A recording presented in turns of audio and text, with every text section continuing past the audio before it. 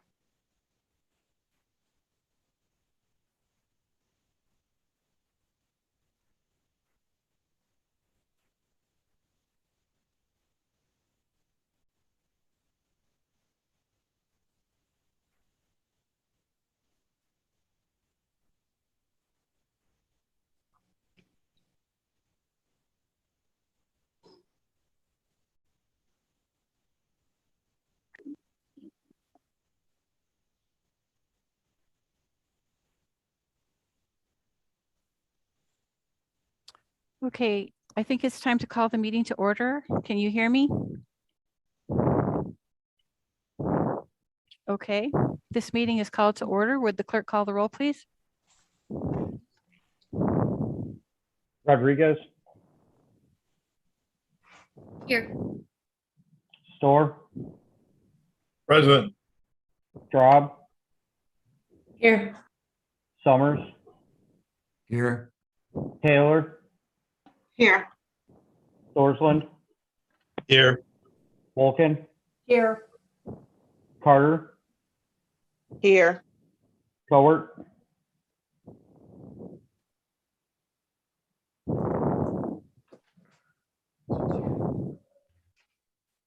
Esri, Present.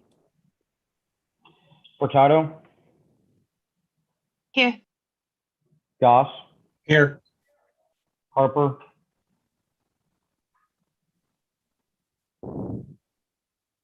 Harper, Humphrey, Humphrey's no longer on the board. thank you. Joan, King, Here. Lakshan, Here. McGuire, Here. Michaels, Present. Passalacqua, Here. Hall,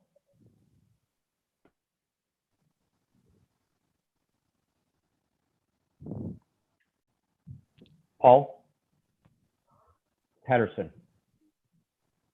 Here. Okay, thank you.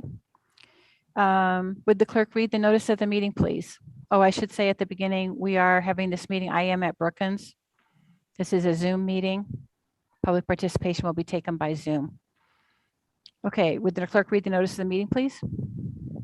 Notice is hereby given that a special meeting of the County Board, Champaign County, Illinois, will convene on September 14th, 2021 on 6:15 p.m. by Zoom and the Brookins Administrative Center, 1776 East Washington Street, in Urbana, Illinois, in said county, Illinois, for the purpose of appointing a new county board member to fill the vacated District 11 board seat and any other business pending before the board, which said meeting shall continue in session from day to day until the completion of said business. Okay, Mr. Goss, I see your hand raised for, is it raised for a reason?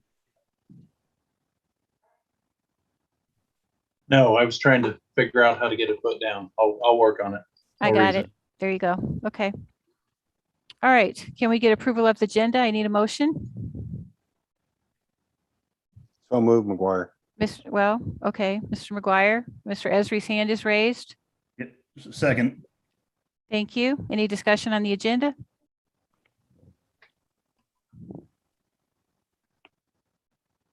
Okay, seeing none, would the clerk call the roll? Rodriguez, Yes. Storr, Yes. Straub, Yes. Summers, Yes. Taylor, Yes. Thorsland, Yes. Wolken, Yes. Carter, Yes. Cowart,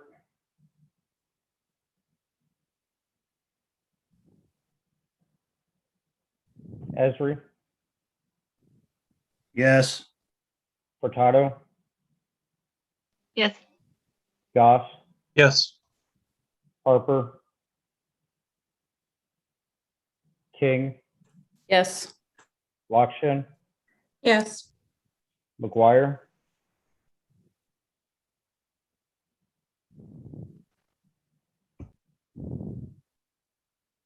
McGuire, Yes. Can you hear me? Michael, Yeah, we can hear you. Thank you. Michael's yes. Passalacqua, Yes. Paul, Patterson, Yes. Okay, thank you. We now open the floor for public participation. Do we have members of the public that would like to speak? Okay, Ms. Ammons, this is public participation. You have 5 minutes, please. Thank you and good evening. It won't take me 5 minutes at all. I won't waste too much of your time. But I thank the county board members for hosting this special meeting. Unfortunately, I'm calling upon the Democratic caucus and the Republican caucus of the county board to reject the process for which Ms. Clopel is putting forth the vacancy nomination tonight for District 11. One of the most important things, as I served on the county board for 5 years, I experienced what many of you all are experiencing right now. The only difference is that anytime the GOP or the Democratic caucus had vacancies to fill, those vacancies were filled by a weighted vote of the precinct committeemen. That process is longstanding and is also referenced in the county board rules. So tonight, the nomination for which Ms. Clopel is presenting to you tonight has circumvented the process of the Champaign County Democratic Party and the precinct committeemen of District 11. Without regard to whatever excuse is going to be offered for this action, I am asking that the Democrats and the Republicans stand united around this issue. It is unacceptable for the county executive to handpick any vacancy for fulfillment. And if you set this as the new standard, then you are turning over the power and the responsibility of the parties, as it is a partisan process to fill vacancies, by way of nomination from the central committees.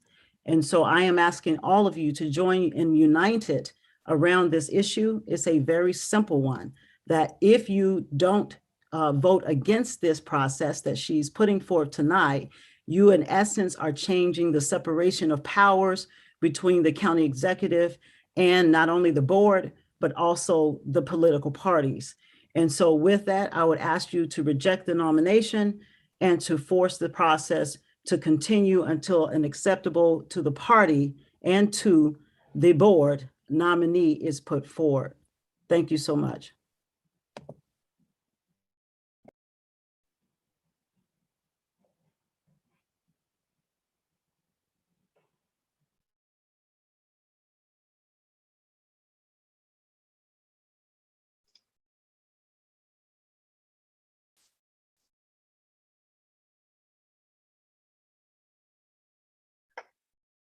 You're muted, Darlene. Sorry, I'm the one that's muted. Shauna Martell, please. Good evening. My name is Shauna Martell, and I've had the privilege of serving as the secretary for the Champaign County Democratic Party since April of 2020. As secretary, my duties include communications regarding any vacancies pertinent to the party, including county board vacancies. In July, the party was notified of Tatiana Ammon's intention to resign her District 11 county board seat. On July 18th, I published the application for filling this vacancy to our website and social media. I also sent notifications directly to the District 11 PCs and another to all PCs with the application information and meeting instructions for this vacancy.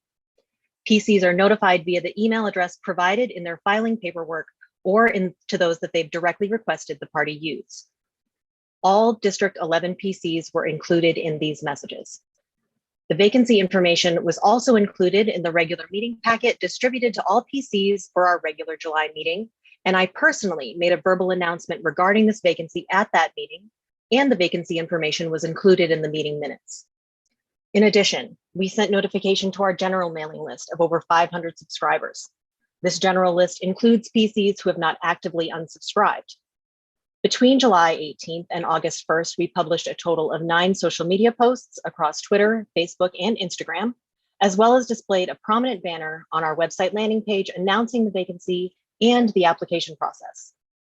District 11 PCs were included in no less than 7 notifications regarding this vacancy directly to the email addresses they provided in their filing paperwork or the ones that they provided directly to the party. This procedure that I've described for the District 11 vacancy is the same procedure used for the party's recommendations for previous county board vacancies, and those recommendations the county executive heeded. Tonight, the county executive is ignoring the recommendation of the District 11 PCs who fulfilled their duty to their constituents and is instead presenting a recommendation that did not go through any public application process or PC vote. She's presenting this process of hers as more transparent than the one that I just described, and which is the one the party has used repeatedly to solicit vacancy applicants and make recommendations. Also, the county executive has not communicated what her new requirements are for vacancy recommendations in order for her to consider them, and is as such, from my perspective, simply making up her own hidden rules as she goes. This is not transparency, and this is not democracy. This is simply not acceptable. If the county executive is willing to do this to Democrats, she's willing to do it to Republicans. Members of all parties should reject the overreach of the county executive and her attempt to handpick the members of the legislative branch. Thank you.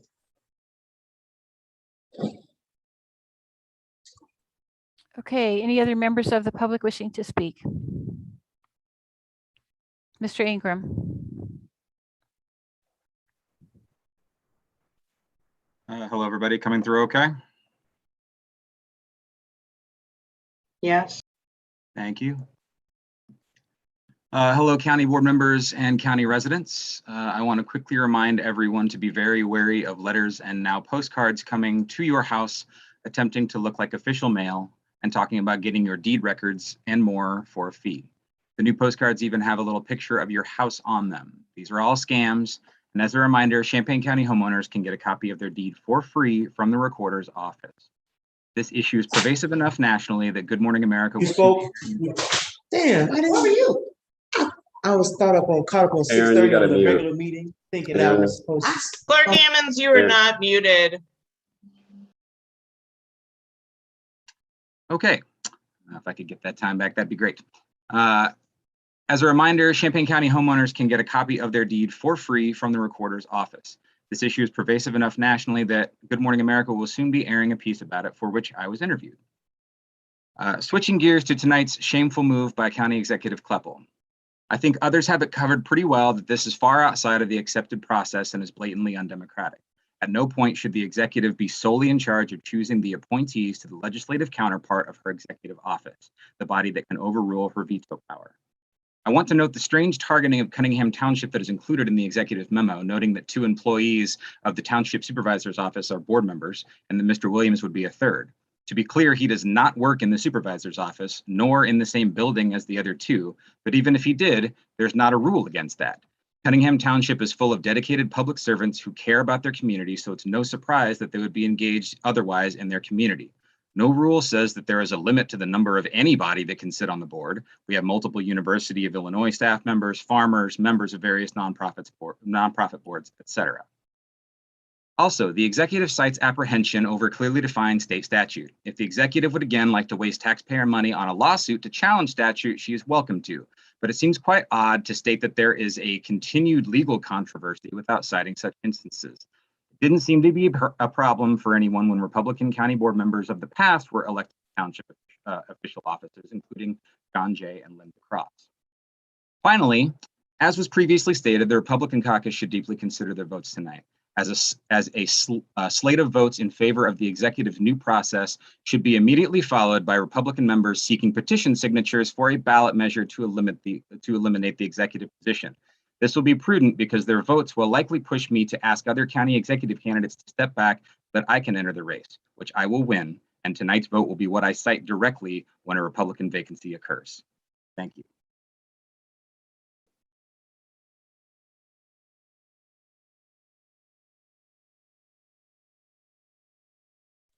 I'm not seeing any other hands raised for public participation. So I think we will move on to item number 6, communications. Are there communications from the board?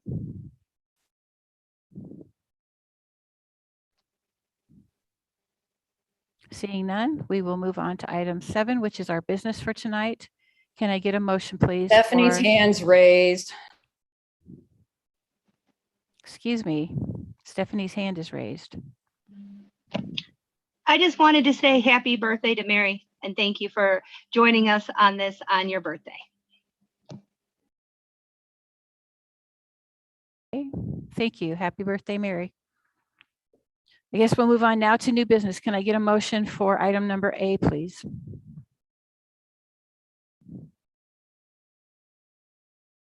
Mr. Esri. Adoption of resolution number 2021-291, appointing Lola Jones as county board member in District 11 to fill Tatiana Ammons' unexpired term ending November 30th, 2021. I so move. Thank you. Can I get a second? Second. Ms. Cowart, thank you. All right, any discussion? Ms. Walken. Yes, thank you. So I understand the fact that the Democrats should be able to choose their own board candidates. But I also understand why Darlene did not support their choice. And neither do I. The Democrats can and should do better in their choice of a candidate. I don't know Wayne Williams, and he does not know me. However, he made comments in public participation in a recent board meeting calling the Republicans stupid and racist. We were asked to support him and to not make our vote political. We were also threatened that if we don't support him, that there may be consequences for future votes of a Republican candidate. Well, that's what I call being political. We have to have board members that can work together. And I cannot work with someone that has verbally made it clear to me what he thinks of me. Someone said that he made these comments just to piss us off. Well, guess what? It worked. So let me make it clear in a Wayne Williams fashion. Number one, I am not stupid.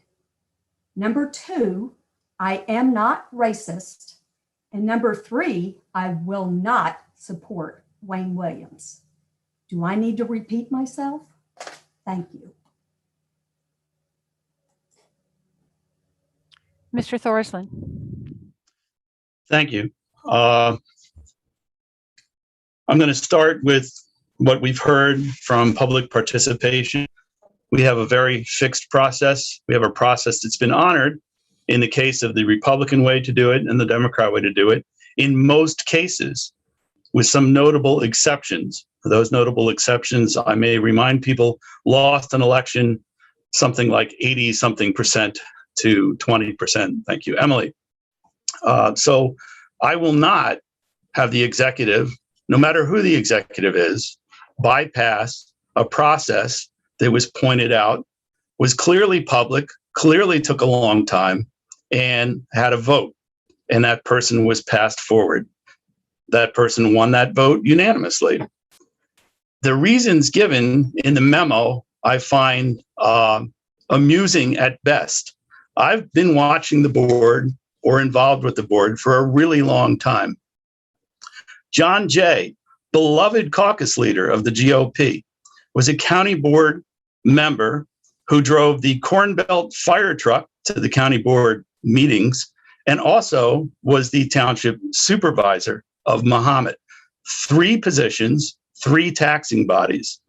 This was considered just fine. And if he was brought forward as a candidate, resurrected from his holy place that he is residing now, to fill a Republican vacancy, I imagine the executive would not bypass the process the Republicans did to pick that person, nor has she. In fact, she didn't bypass the process or sue us over it until Kyle was the chair, because the previous chair, who also bypassed the process, had the support of the executive. And Kyle, who follows the democratic process, does not. John Jay was 3 different taxing bodies. John Jay held 2 elected offices, 3 if you count the fire chief, and collected money for all of those, and that was fine. Chris Denitz, who served as a second member of the 3-member District 1, was the township road commissioner at the same time, representing 2 taxing bodies. Larry Sapp was the 3rd. Larry Sapp, when he did attend, was also part of the Corn Belt leadership. So we had people holding multiple jobs, multiple offices, and this was just fine. In fact, historically, the county board was made up of the township supervisors. This was only changed, I imagine, because it was a very full room. And for simplicity's sake, the number of the county board was reduced. So I will not support this. I think that Ms. Jones is probably a wonderful person. I think that if Darlene found out a week ago, before she announced this, by the way, that Michelle Obama was a resident of District 11, and she brought Michelle Obama or George W. Bush forward, someone either side would like, I would still vote against it because it is not the process and it is not time to allow Darlene, the executive, or any executive in the future to take over the process that we have firmly held in place. Thank you. Ms. Rodriguez. Thank you. I wanted to speak to a couple of these concerns I put a lot of thought into my vote for this confirmation. I have 3 points that I want to make here. The first of which being something that really hit home for me, and that is the difference between a constituent voicing their position versus that of a colleague and elected official. Mr. Williams, I think he has a long history, colored history of making his voice heard to those who represent him in office.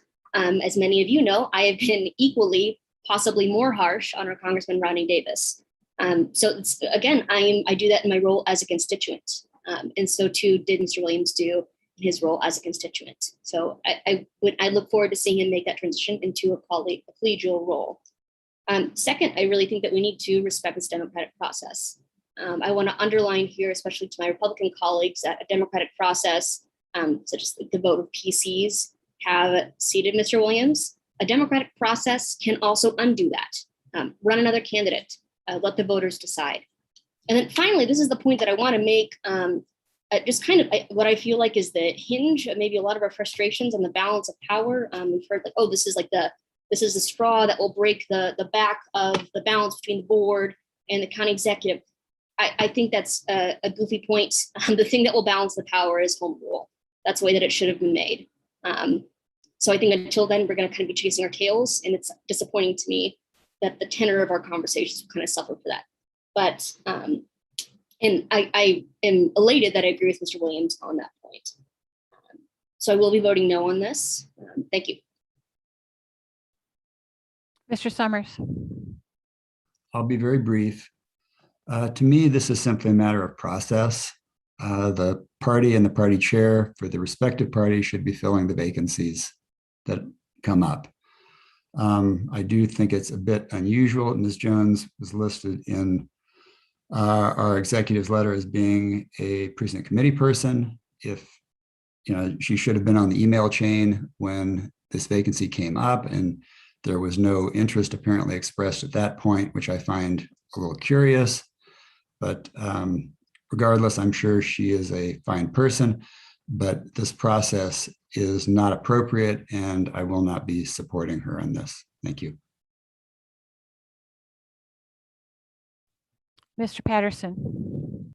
I want to be brief. As was laid out in some of the public comments by the party secretary, there was a thorough process done. Both parties do the same process. There was several avenues of communication, multiple communications within that. There was a publicly available application process. And when it comes to an elected office, I think there needs to be fairness of access. And in the executive's memo, when it describes her process, it's one single sentence, and it says, I made 2 phone calls, which generated an additional qualified applicant. Both parties have a open, transparent process, and by her own admission, the executive made this appointment by doing a backroom single person selecting appointment, and that's just not how elected offices should be filled.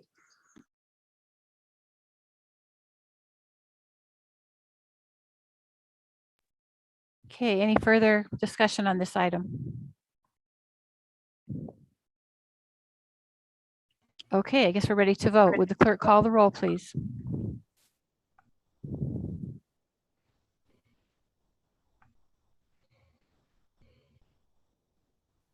Rodriguez, No. Storr, No. Straub, No. Summers, No. sorry,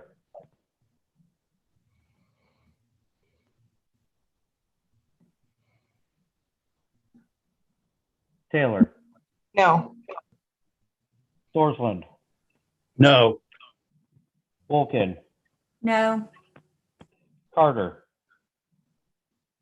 No. Cowart, Yes. Esri, Yes. Furtado, No.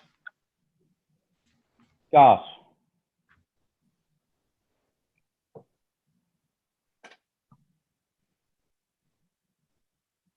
Yes. Harper,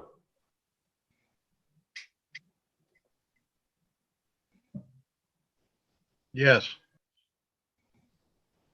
King, No.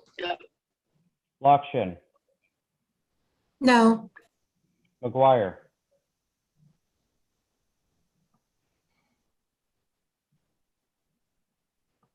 Yes. Michaels, No. Passalacqua, Yes. Paul, Patterson, No. Okay, this motion fails. I see no other business for the board meeting tonight.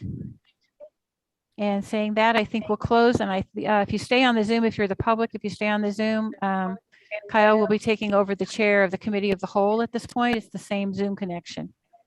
Are you ready, Kyle? Yeah, if there's no objection, we can hop into this and just, Mary, are you ready? I'm sorry, Megan, are you ready? Yes. Can somebody adjourn the special meeting? I'm sorry, I thought I did, but during this meeting, sorry. Thank you. Ready for roll call?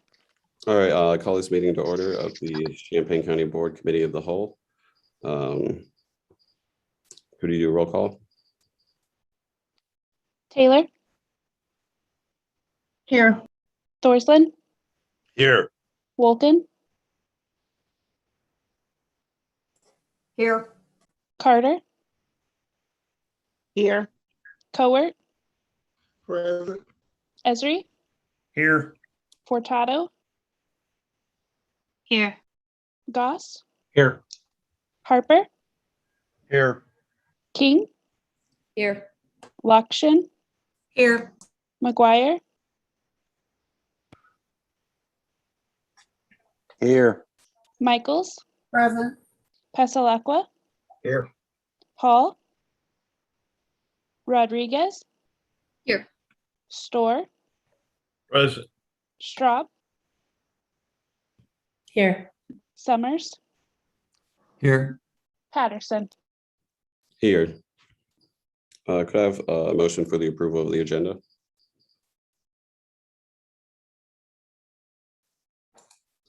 So moved, Summers. I'll second Lockshin. All right, is there any discussion? Seeing none, clerk, can you please call the roll? Taylor, Yes. Thorsland, Yes. Wolken,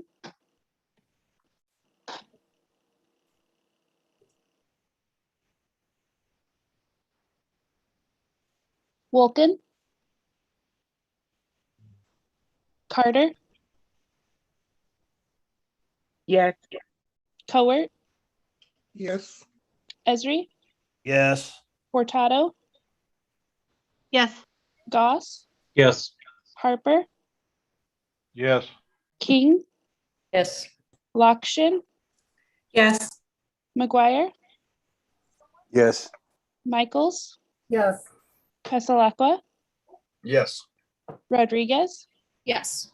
Store, Yes. Straub, Yes. Summers, Yes. Patterson.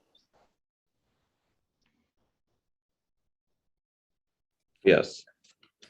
Next on the agenda is the approval of the minutes. Can I have a motion for that? So moved, Taylor. Second, if we can make it omnibus.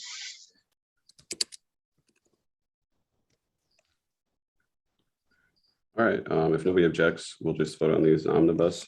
Does Wait. anybody, I don't think we have all of them. I think they were emailed, weren't they? No, not all of them. Okay. I don't believe. The first one should be in the packet that you have, and the second two should be in the handout that was emailed. Oh, okay. Sorry. For some reason, I didn't think we got them all. I apologize. Sorry. No, that's okay. Make sure that you do have them. We do. I just can't read. right, seeing no discussion, clerk, can you please call the roll?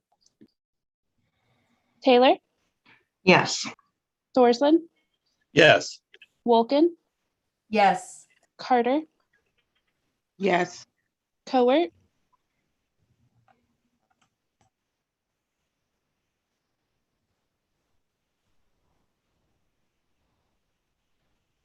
Yes, Cowart. Esri, Yes. Furtado, Yes. Goss, Yes. Harper, Yes. King, Yes. Lakshin, Yes. McGuire, Yes. Michaels, Yes. Pesalacqua, Yes. Rodriguez, Yes. Store, Yes. Straub,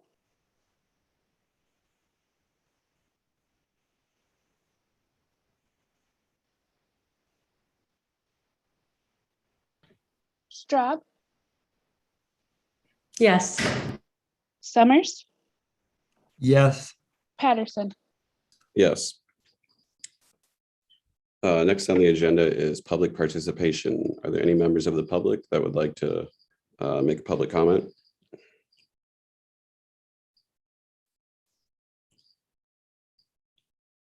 All right, seeing none, I'm going to move on to, we have communications. There's a letter in your packet from the University YMCA proposing an ARPA request for the Welcoming Center. Did anybody have any comments on that?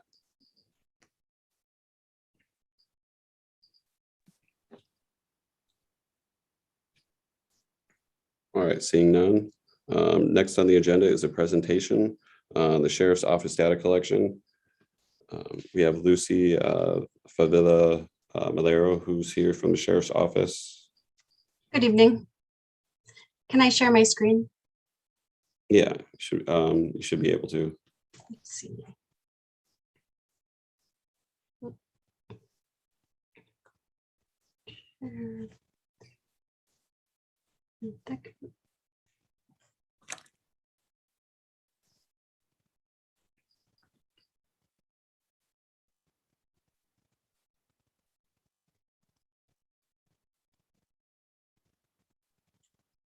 Is that working? Yeah, it's good. Okay. Good evening, everybody. My name is Lucy Favilla. It's been just over a year since I started working as the analyst for the Sheriff's Office, and I'd like to share some insights into what I've been doing. Let's see.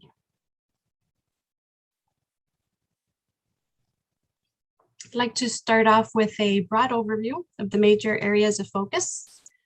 Coming into the position, I didn't quite have a background in crime analysis, so I knew there would be a lot of training and learning focused mainly on how to build analytical capacity at the Sheriff's Office. I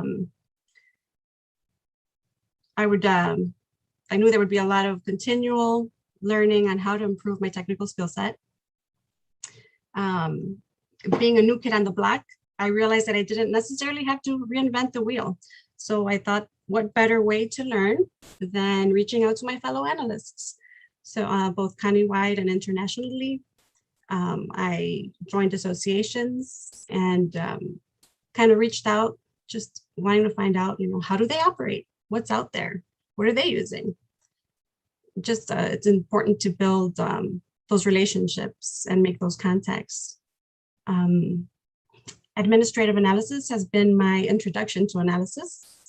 I primarily provide command with statistical data, and I also have started to track certain incidents.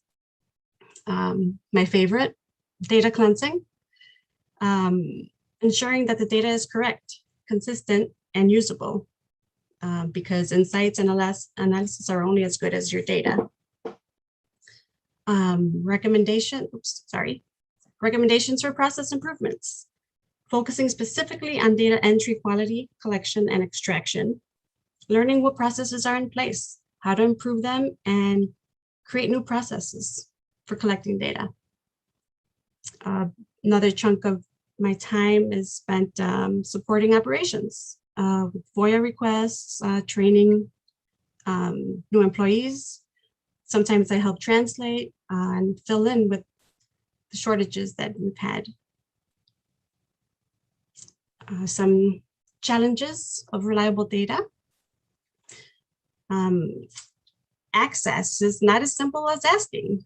There is a process. So at the Sheriff's Office, we have multiple data systems that we use both to enter information and as references. I have access to a majority of these, not all. And of course, different data sources presents my next challenge, which is trying to merge and synthesize the different data sets because these systems don't talk to each other. Once I got past the gaining access, I thought it would be smooth sailing, but no, data integrity had different plans for me. I think everybody that works with data can relate to this. Issues of completeness, accuracy, formatting, free-form fields are my nemesis. Timeliness of entry, both in field reporting and records entry, consistency with coding and with locations, with those free-form fields, you know, everybody enters data differently. All of this leads to misidentification of patterns and erroneous analysis and ability to map, to name a few. So this, I'm kind of playing a, if you know, finders keepers kind of role. Identifying the errors doesn't just mean, you know, you have somebody go and fix them. That means that you're the one that's correcting them. That takes quite a bit of time because the question is, how far back do I go to provide reliable information? 5 years would be wonderful, but it's so time consuming. And although it's time consuming, the investment must be made. Which then leads to my next challenge of speed versus accuracy. When somebody comes to me and they request anything, let's say, do I give it to them right away? I want to give it to them right away, or do I want to make sure that it's accurate? It's going to be a little time consuming, but chances are I'm going to give it to you accurate. Reliability of systems. The systems, they're not always reliable. We have some downtime with those. And as speaking of the systems, flexible querying is an issue. Some of these systems, you're unable to ask questions because you only have canned reports that are kind of just the general reports that the system has for you. Kind of ties your hands when it comes to flexible querying. We're currently going through a couple of system transitions. We just had the jail system transition, and now we're working on our records management system transition. So we have issues of data migration. And during this time, you know, you have issues of how much time do you spend in these systems that you're currently working with? Because, you know, it's soon to be replaced. How soon? That's another question. Then again, once the full migration happens, you start again with a new system. Creating a data-driven culture, how to have the entire agency, how to just make them all understand the importance of data. Holding everyone accountable for data integrity so that it doesn't fall on one person, because everybody has a role and we all need to work together.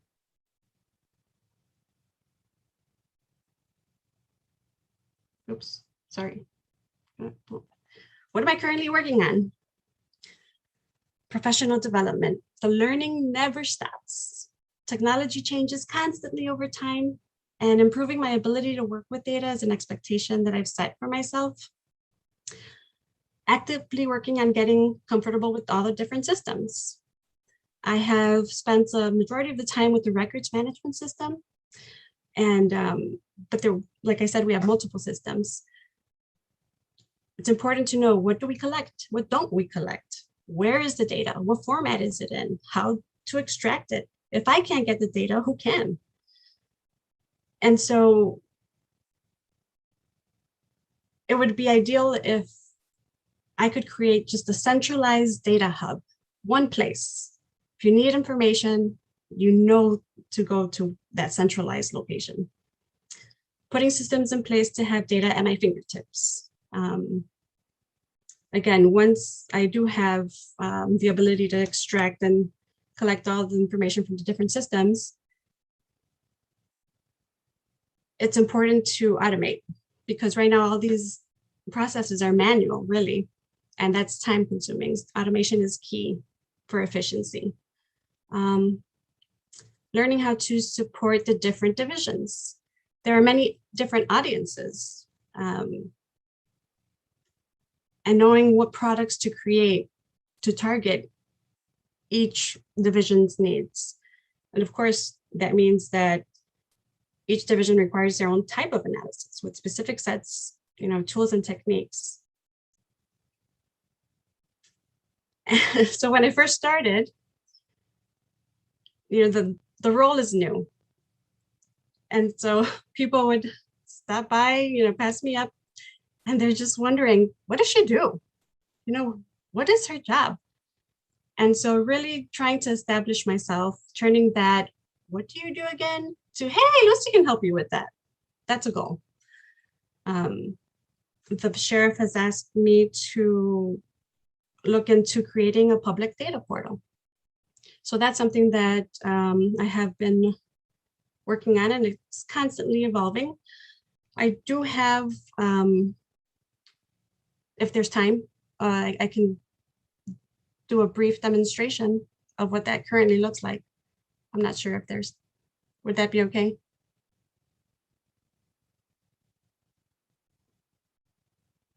Yes, maybe. Go for it. Okay. Here we go. I'll make it really quick. So this will be embedded into the sheriff's office or the county website. Go ahead, open this up, and with any luck, it'll open. Yes. Okay. So here we go. Here's the home page. Second page is your index. And this is pretty much going to tell you what every page contains. Excuse me, Lucy? Yes. Is there any way that you could make this full screen so that we can see a bit better? Oh, sorry, thought it was. Let me see. Did that do anything? No. Open in full screen. Lucy, on the top Small. on the top where it says display settings, click on that. Okay, let's see. Maybe it's my bottom. Display settings, okay. On the top left. No, I think I have to look on my other side. Here we go. Here. And then say duplicate slideshow, and it'll be full. Okay, how about that? I think you have to click it. Oh, I did. Let's see what this on the side. There you go. There, okay, sorry about that. Awesome, thank you. Okay, let's And see. thank you, Stephanie. Yes. Where was I? Okay, so this page will basically have a couple of helpful tips in navigating the portal, some references, and some notes. But seeing as I'm your human index for tonight, I will go ahead and skip this part. And so let's go to the next page. Here you're going to have calls for service. And so when the sheriff came to me, I kind of put myself in my role as a community member and really wanted something that was easy to navigate, user-friendly, and just easy to read. So let me see. All of these visuals are interactive. let's say you want to see what happened in Dewey. And so all of the visuals will change based on that. There's a little eraser here to uncheck your filters. And you can see that this at the top here, these are calls for service from 2005 to 2020. And that's because we changed to a new CAD system beginning 2021. And you'll see this over here. So those are the calls for service. This is the calls for service mapped. You can go ahead and kind of see what's going on in Footsland if you want. Let's go ahead and it'll take you straight to all those calls for service. You can go by year. Let's say you just want to see a specific year. It'll narrow it down even further. You can go ahead and uncheck those or just kind of go in as you, wherever you would like to check out. You can hover over these bubbles and you'll get details about that call. Next is the calls for service with the new system that we have now. So you'll see a beginning date of January 19th. So again, you can go ahead and click by call type. You can see by month calls for service. You can see a heat map, pretty much of hour versus day of the week. And here you see them mapped. You can go ahead and scroll in if you want, or go ahead and search by call type. See how many check welfares. That'll go ahead and narrow it down for you. Next page are accident investigations. And here you can see it's 2015 to date. So each visual, this is shows either a monthly trend, day of the week, total calls by year. You can see how many of these calls were hit and run. Go ahead and click it and it'll change every visual.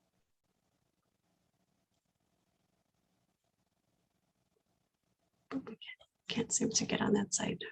Let me go ahead and come over here. Next page are your traffic stops. This is 2019 to present. The reason they're 2019 is because that's as far as I've gotten in the cleaning process. Can always add more as I go through more years. Here you can see warnings versus citations.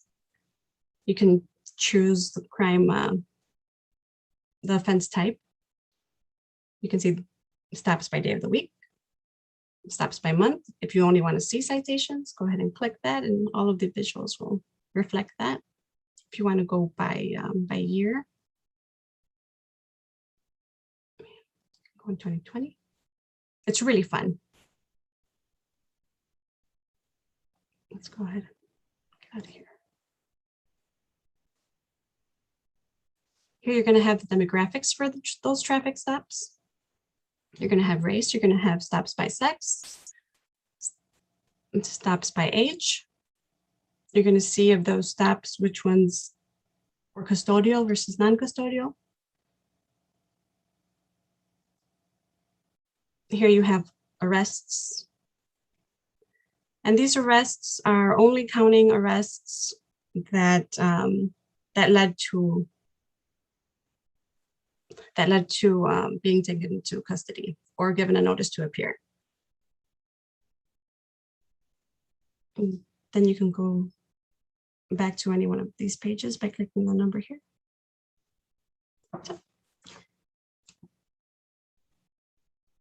That's that. Any questions about that? I just want to know, this is super cool. It is. You have to start playing with it. I will. I get really excited. Me too.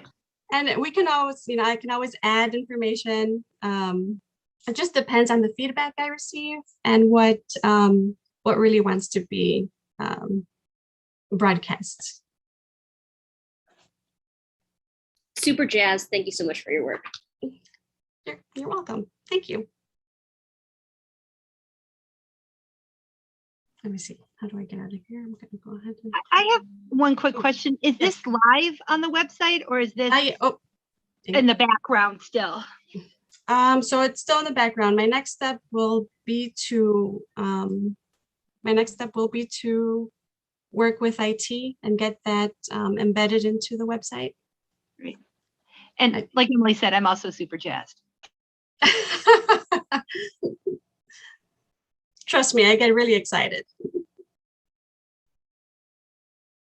Hi, everyone. It's the sheriff. I just wanted to thank Lucy. She was a little nervous about coming to speak to you tonight. Not a little. She's been working very, very, very hard on this. And the thing you have to understand, if you don't, is that we had so many different ways of collecting data that you can't make decisions based on bad data. And so she's really been cleaning up that data. The reason we focused with law enforcement first as opposed to the jail is because we already give out some jail statistics. And if you already have the statistics from Champaign, Urbana, U of I, those agencies, then you know who they're bringing to jail. And so we really needed to get the law enforcement stuff out there. And our next step then is the jail statistics and things like that. But she has been an asset when we're talking about, do we have the right staffing for patrols and things like that? And when do our crimes happen and that type of stuff? And so it really helps me as the sheriff to make informed decisions. And this is her first draft. I mean, this is a little bit clunky, but it is a lot better than we've ever had in the past. And I'm looking forward to the things she's going to do here in the future. I think it's going to be great. Thank you. Leah. Thank you, Kyle. I wasn't sure if anybody was doing hands or not. Okay, Lucy, first off, thank you so much. I look forward to what you're going to do with this. But I just have two questions. How do you see the public, what do you see the public doing with this data portal when it's available? Do you have any thoughts about that?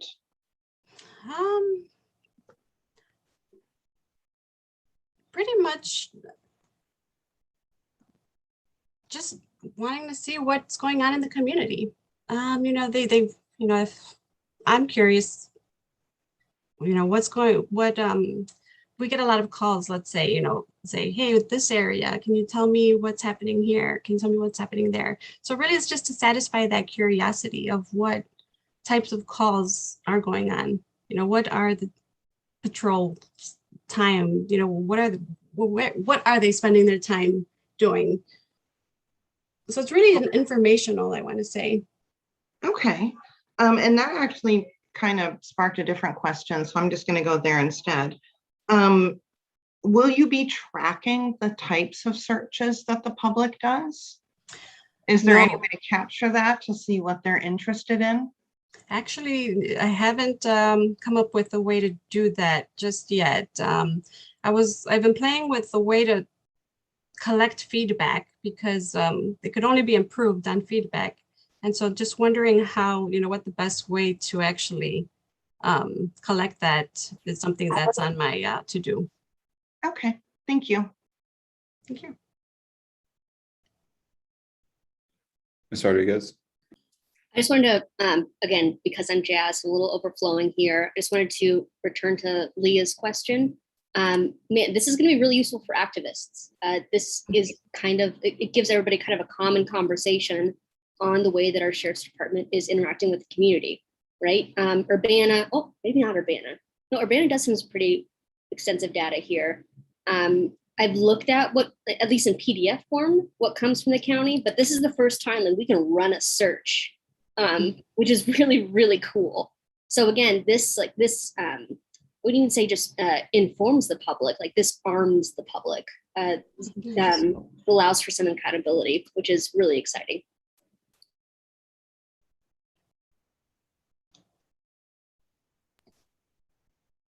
Mr. Thorson.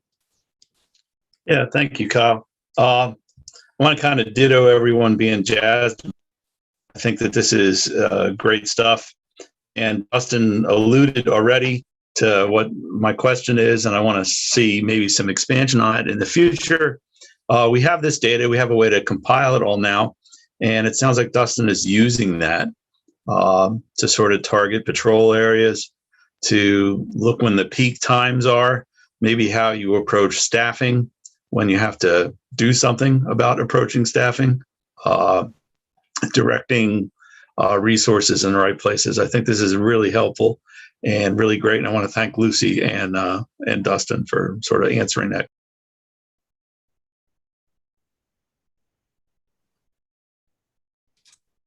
Ms. Furtado.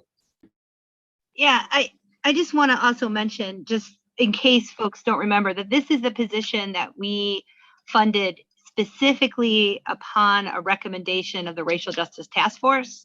So this was doing something that the Racial Justice Task Force document suggested that we do. And this exceeded my expectations. I don't like to just, I mean, you can't make informed decisions, whether you're a community member that's advocating for something, or if you're the sheriff trying to figure out how to deploy resources without good data. And I think that this is really encouraging. And I think it's a tool that, as we get community feedback from the officers that are using it, I'm sure that we could even continue to fine tune it. So I think this is excellent. And this is the kind of thing to bring, as Emily said, transparency to the good work that our folks are doing, I think is really important and is a really positive step. And I think it makes a ton of sense that you started with the patrol, because you're right, there is at least, it's PDF, but there is at least consistent data up about the jail. So this is the area I think that needed that transparency. And so this goes back to, I think it was myself, Kyle, McGuire, and Pranjal, a meeting a long time ago. And it's really exciting to see it coming to fruition. So thank you so much.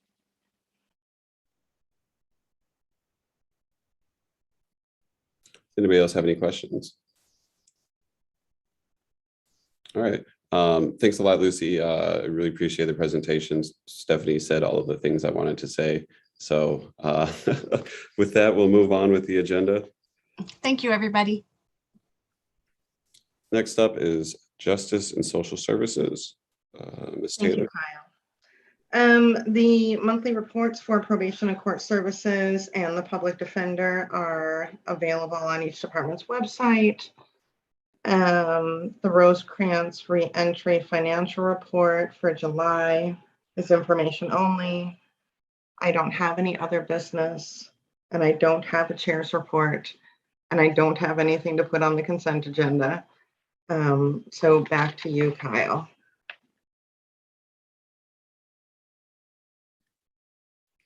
Next up is Policy Personnel Appointments. Mr. Storr. Thank you, Chair. We have several appointments for Drainage District, 2 for Drainage District and 2 for Board of Health. Well, if you'd like, if the committee would like, we can kind of consider these omnibus. If there's no objection. Very good. Appointment number 2A, resolution appointing Mark Berkey to the Nelson Moore Fairfield Drainage District, unexpired term ending 8/31/2024. Resolution appointing Jack Murray to the Blackford Slough Drainage District, unexpired term ending 8/31/2024. Resolution appointing Brent Riefsteck to the Champaign County Board of Health, unexpired term ending 6/30/2022. Resolution appointing Vin Hick to the Champaign County Board of Health, unexpired term ending 6/30/2024. Do I have a motion? Mr. Paslakwa, thank you. Anyone else for a second? Ms. King, thank you. Is there discussion to the motion regarding these appointments?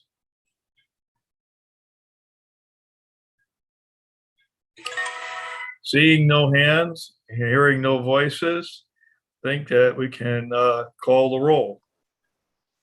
Taylor, Yes. Thorsland, Yes. Wolken, Yes. Carter, Yes. Coer, Yes.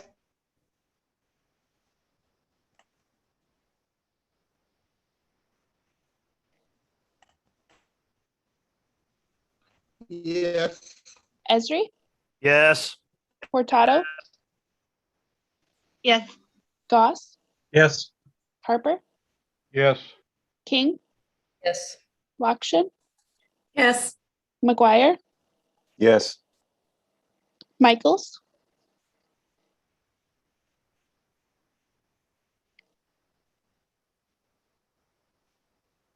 Michaels. She had to step away, Megan. Thank you. Pasalakwa, Yes. Paul, Rodriguez, Yes. Store, Yes. Straub, Yes. Summers, Yes.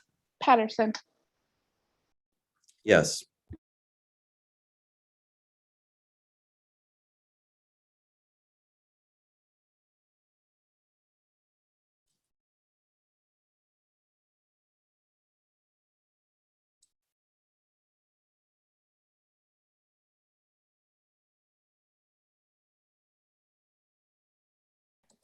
Very good. Chris- Motion, Pat.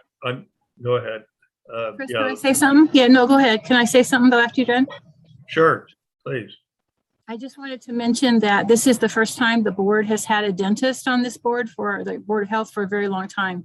There's two positions that are required. One is a position that has an active license and one is a practicing dentist. And they've had trouble finding a dentist for many years. So I was very pleased to be able to fill that spot. Thank you. And the board of Health will be better for it. The page 21, we have current applications for open appointments for Big Slough Drainage District, Mount Olive Cemetery, Clements Cemetery. And there is a link to vacant appointments in the packet.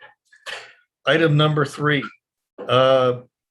recommendation to the Finance Committee for the approval of the creation of the Application Support Specialist position to be assigned to grade range G and the concurrent elimination of one of the desktop support technician positions from the staffing budget of information technology effective September 23rd, 2021. This is kind of part of the work to move from the AS 400 and also recognizes that we're not using standalone desktop software, but distributed network. Is there a motion? Can I hear a motion for this recommendation? So moved, Thorsland. Thank you, Mr. Thorsland. Second? Mr. Harper? Mr. Harper, thank you. Second? Discussion on the motion? Ms. Taylor? Thank you, Dr. Stower. Reading through this, I might have missed something, but it really just seems like it's a renaming of the same position. Is that right? Bill Colbrook is here. Bill, do you want to take those questions? Yeah, it is in the same grade, but there is a different job description, and this has got different job duties. It's got some of the same duties as the desktop support, but the application support specialist really is a new job because it's got different duties. Okay. It looked really similar, so that's why I thought. The foundation may be similar, but beyond that, it's really new duties. Okay, thanks. Mm-hmm. Thank you, Ms. Taylor. Are there any other questions or discussion about the recommendation? Hearing none, and Lee, do you have your hand up? Or, Sorry. okay, no, it's all right. Hearing no discussion or seeing no hands up, I'd like the clerk to please call the roll. Taylor, Yes. Thorsland, Yes. Wilkins, Yes. Carter, Yes. Cowart, Yes. Cowart, Yes. Esri, Yes. Portato, Yes. Goss, Yes. Harper, Yes. King, Yes. Lockshin, Yes. McGuire, Yes. Michaels, Pasalakwa, Yes. Rodriguez, Yes. Store, Yes. Straub, Yes. Summers, Yes. Patterson. Yes. Moving on to item B, clerk's monthly report is listed. Item C, other business, there is none. Item D, interim report from jail facilities ad hoc committee. On September 8th, a meeting was held. It included the architect, Chuck Raystick, Sheriff Dustin Herman, Corrections Captain Kerry Voges, Champaign County Facilities Department Head Dana Brenner, Dan Busey, Champaign County, and County Board members Summer, McGuire, Patterson, Esri, Taylor, Patterson. Stan Harper, were you there? No, I couldn't make that meeting, Chris. Okay. Sorry about that. No, that's okay. Jennifer Straub, Jenny Lockshin, Mary King, were you there? Yes, I was. That's what I thought. And myself. We had one person speak under public participation who recommended that we do not go cheap, said that one classroom was insufficient, and then we lost his connection. Mr. Chuck Raystick made a presentation and had a proposed $20 million plan that would construct 2 additional pods and make other modifications at the Pope Satellite Jail, which would allow separation of inmates by classification, include a 49-bed unit and a 26-bed unit with some single-bed cells, isolation for those that need isolation, separate facilities for males and females, ADA compliance, an indoor recreation exercise, remote visiting space, a new healthcare unit adjacent to the 26-bed pod for inmates who need more attention. It would include 2 existing would convert 2 existing outdoor exercise areas to year-round use, renovate if funds were available, renovate the existing healthcare into a program space, and then add a secure area for emergency evacuation, plus construction of bollards and crash bollards for protection of the facility. Mr. Raystick said that this is a difficult time to estimate the cost for materials, and that in a couple of years, these costs he expected would change. Mr. Raystick also pointed out that, or reiterated that this is an incomplete solution and that we should implement an as yet undetailed master plan, which would include 4 pods and other modifications. There was considerable discussion, and I will attempt to summarize this. everyone seemed to recognize that there would be a need for additional program space. The program does not include the demolition of the downtown jail, does not consider solar or geothermal for HVAC. And Mr. Brenner said that it would be difficult to retrofit for that later.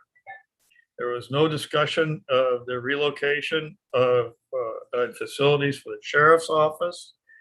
There was some discussion of financing using ARPA funds, including some who spoke in favor and some opposed.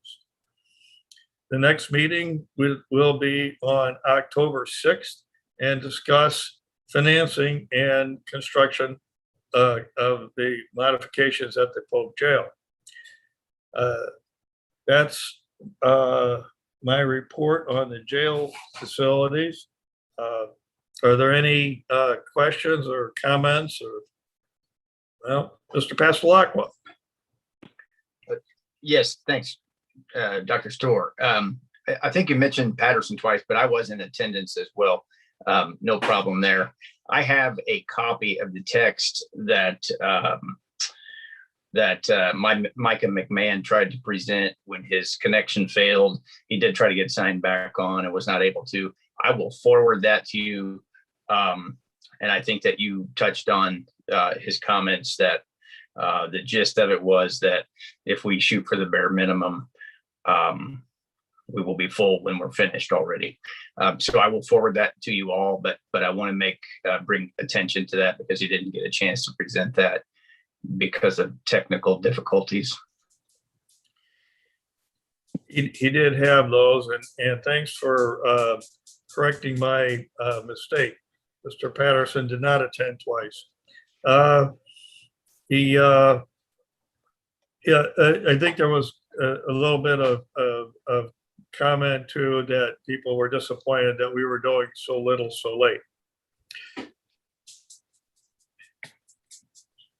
Anybody want have any other edit, correction, amplification?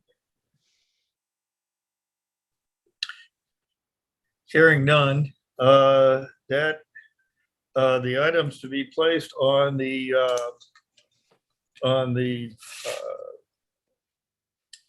consent agenda would be number 2, items A, B, C, and D, and the recommendation to the Finance Committee will be heard later on. Chairman Patterson, this completes our report. Thanks, Chris. No cat tonight. Next up is Finance. Ms. Furtado. If everybody's okay, I'm going to do 1 through 8 together. All right. Resolution authorizing the execution of a deed of conveyance of the county's interest or cancellation of the appropriate certificate or purchase on real estate permanent parcel number 91-21-08-354-013. Resolution authorizing the execution of a deed of conveyance of the county's interest or cancellation of the appropriate certificate or purchase on real estate permanent parcel number 01-36-19-355-005. Resolution authorizing the execution of a deed of conveyance of the county's interest or cancellation of the appropriate certificate of purchase on real estate permanent parcel number -02-01-36-477-007. Resolution authorizing the cancellation of the appropriate certificate of purchase on a mobile home permanent parcel number -04-006-0231. Resolution authorizing the county executive to assign a mobile home tax sale certificate of purchase permanent parcel number 29-050-0134. Resolution authorizing the county executive to assign a mobile home tax sale certificate of purchase permanent parcel number 30-055-0841. Resolution authorizing the county executive to assign a mobile home tax sale certificate of purchase permanent parcel number 30-056-0030, and resolution authorizing disbursement of funds on defaulted contract for mobile home tax sale permanent parcel 30-058-0227. Do I have a motion? So moved, Taylor. Taylor, Second, Summers. Summers, second. Any discussion? Seeing none, all those in, or roll. Taylor, Yes. Thorsland, Yes. Wolken, Carter, Carter, Yes. Cowart, Yes. Esri, Yes. Furtado, Yes. Goss, Yes. Harper, Yes. King, Yes. Lakshan, Yes. McGuire, Yes. Michaels, Pasalakwa, Yes. Rodriguez, Yes. Store, Yes. Straub, Yes. Summers, Yes. Patterson. Yes. Sorry, all right, that passes. Next up, there's a monthly report on file from the auditor. Moving on to the county executive section, a recommendation to the county board for approval of the creation of the application support specialist position to be assigned to grade G and the concurrent elimination of one of the desktop support technician positions from the staffing budget of information technology effective September 23rd, 2021. Do I have a motion? Thorsland. Second, Taylor. Okay. You know what? I saw Mary, his hand was I was raised. just gonna say, sorry, Mary. So we'll go Thorsland, Mary. Discussion, seeing none. Please call the roll. Taylor, Yes. Thorsland, Yes. Wolken, Yes. Carter, Yes. Cowart, Yes. Esri, Yes. Furtado, Yes. Goss, Yes. Harper, Yes. King, Yes. Lakshan, Yes. McGuire, Yes. Pasalakwa, Yes. Rodriguez, Yes. Store, Yes. Straub, Yes. Summers, Yes. Patterson. Yes. All right, next up, sorry. Yeah, next up, we have to make a decision on the elected officials' compensation for several of our elected officials. I think the goal here is to get it done before petitions have to be circulated in January and to be part of the budget process because this needs to be reflected on the budget. We have a memo from the county executive. I guess before I ask the board to speak, I might just ask the county executive if she has anything to add to this. I do have something to add just in terms of the board should realize that in previous years, the county has divided the offices into responsibilities based on the budget sizes, the number of staff that are supervised, et cetera, et cetera. What you have before you is a comparative analysis, and I'll let Bill talk about that. Thank you, ma'am. Yes, county board members, I appreciate the opportunity to speak. Like the county executive had mentioned, there's basically three tiers. Tier one is as far as salaries, the county executive and the sheriff are in that tier. Tier two is the county clerk, the treasurer, and the circuit clerk, and tier three is auditor, coroner, and recorder, reflected in the salaries of each. I go back to resolution number 10051, which was signed in August of 2017, which last set the salaries for county clerk, sheriff, and treasurer. And then resolution 10052 that was signed in September of 2017, which set the salary for the county executive. Those resolutions set for 4 years of the 12 months beginning in 2018, 19, 20, and 21. So although the salary for these positions is set starting December 1st of 2021, with the election being in 2022, it was time for us to do the comps and determine what our comp counties were paying their elected officials.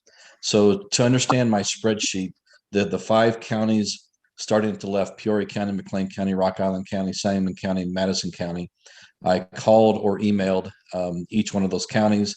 I got mostly emails back, which confirmed the salaries, not only for FY21, which we are currently in, but FY22. None of the counties had any salaries set for FY23. So we only have these 2 fiscal years to compare. As you go to the right, Will County is included, not because they are a comp county, because it's the only county that has the county executive form of government. So that's really the only comparable for our county executive. The next column is the comp county average. So that column just aggregates the 5 comp counties that we have. Next to that is the salaries that we currently have in Champaign County. And then the column next to that is simply the difference. And then beyond that, we looked at the comp counties that also have recorder duties. And those are the only 3 of them. That's Peoria County, McLean County, and Madison County. So taking just those counties, what is the difference with what we pay our elected officials? And then I also included what if we paid or included a 3% cost of living increase. So I calculated that on what we currently pay our elected officials, and then what the difference would be if we did the 3% cost of living and how that would compare to our comp counties. And I'm willing to take any questions, try to explain it further.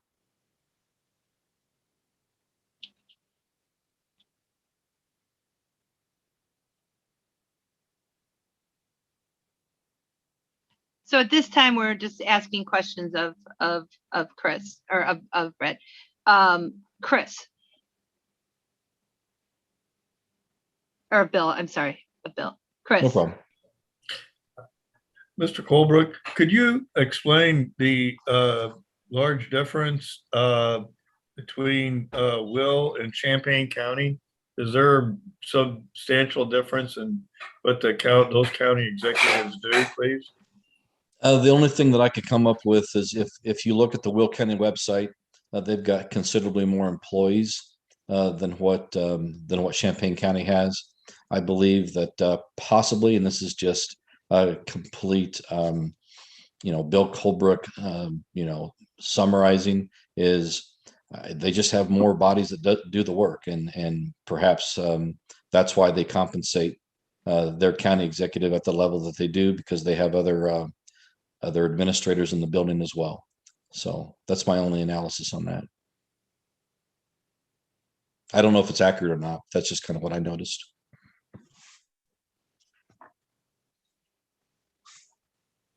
Mr. McGuire. Thank you. Not so many questions on the elected officials, but should the county chair's salary and that budget be included in this list?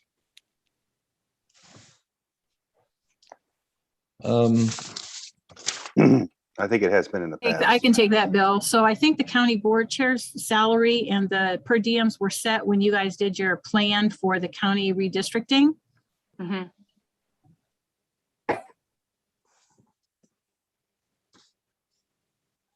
And everybody, I think we left it at the same amount. I don't think we changed it.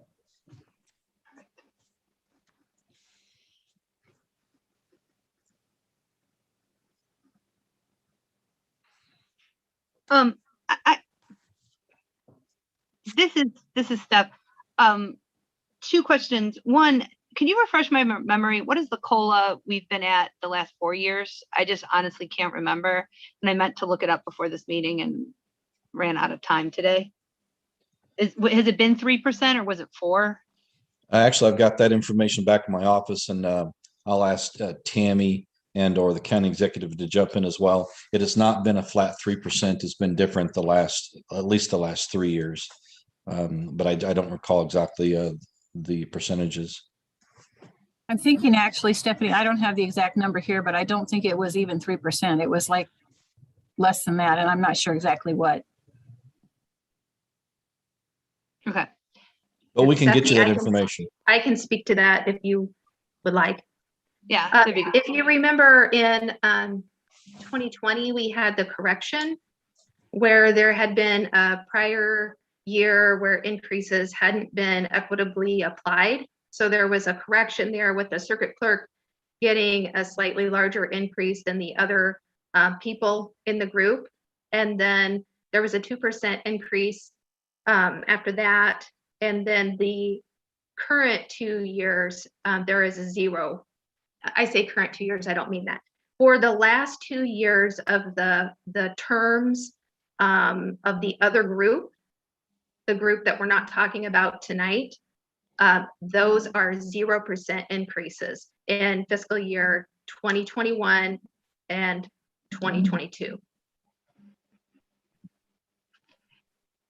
Okay, thank you. Can I ask one other question? So I think you answered it. So we're just talking about these tonight. I guess I did want to make one comment. I do think that when we, we've eliminated the recorder, so there's only 2 other positions now that are in that group, right? Auditor and coroner. Correct.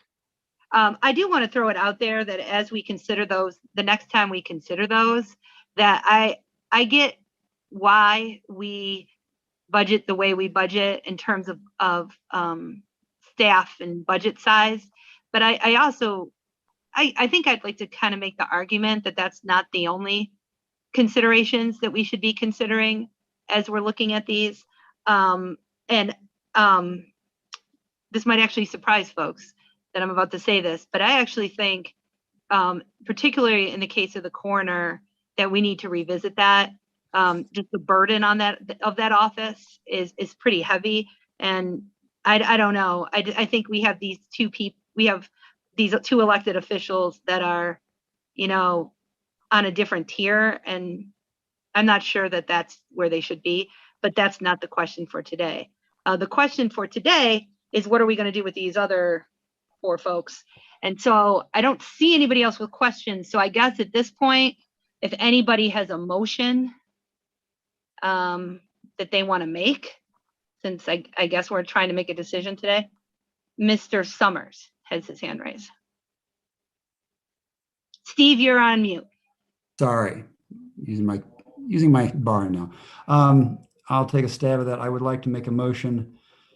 I would move that we move these countywide elected officials. Excuse me. I move that all the countywide elected officials in this category shall receive a 3% annual cost of living adjustment. Further, I would like to set the salary of the county clerk at $117,569. That's an increase of $20,000. And I would further move that we set the salary of the county executive at $70,000. That's a reduction of $52,006. There a second? Second, Samantha. Mr. Summers, since you made the motion, would you like to speak to it? Sure, very briefly. With the transition of the recorder's office into the clerk's office, there is going to be more work involved.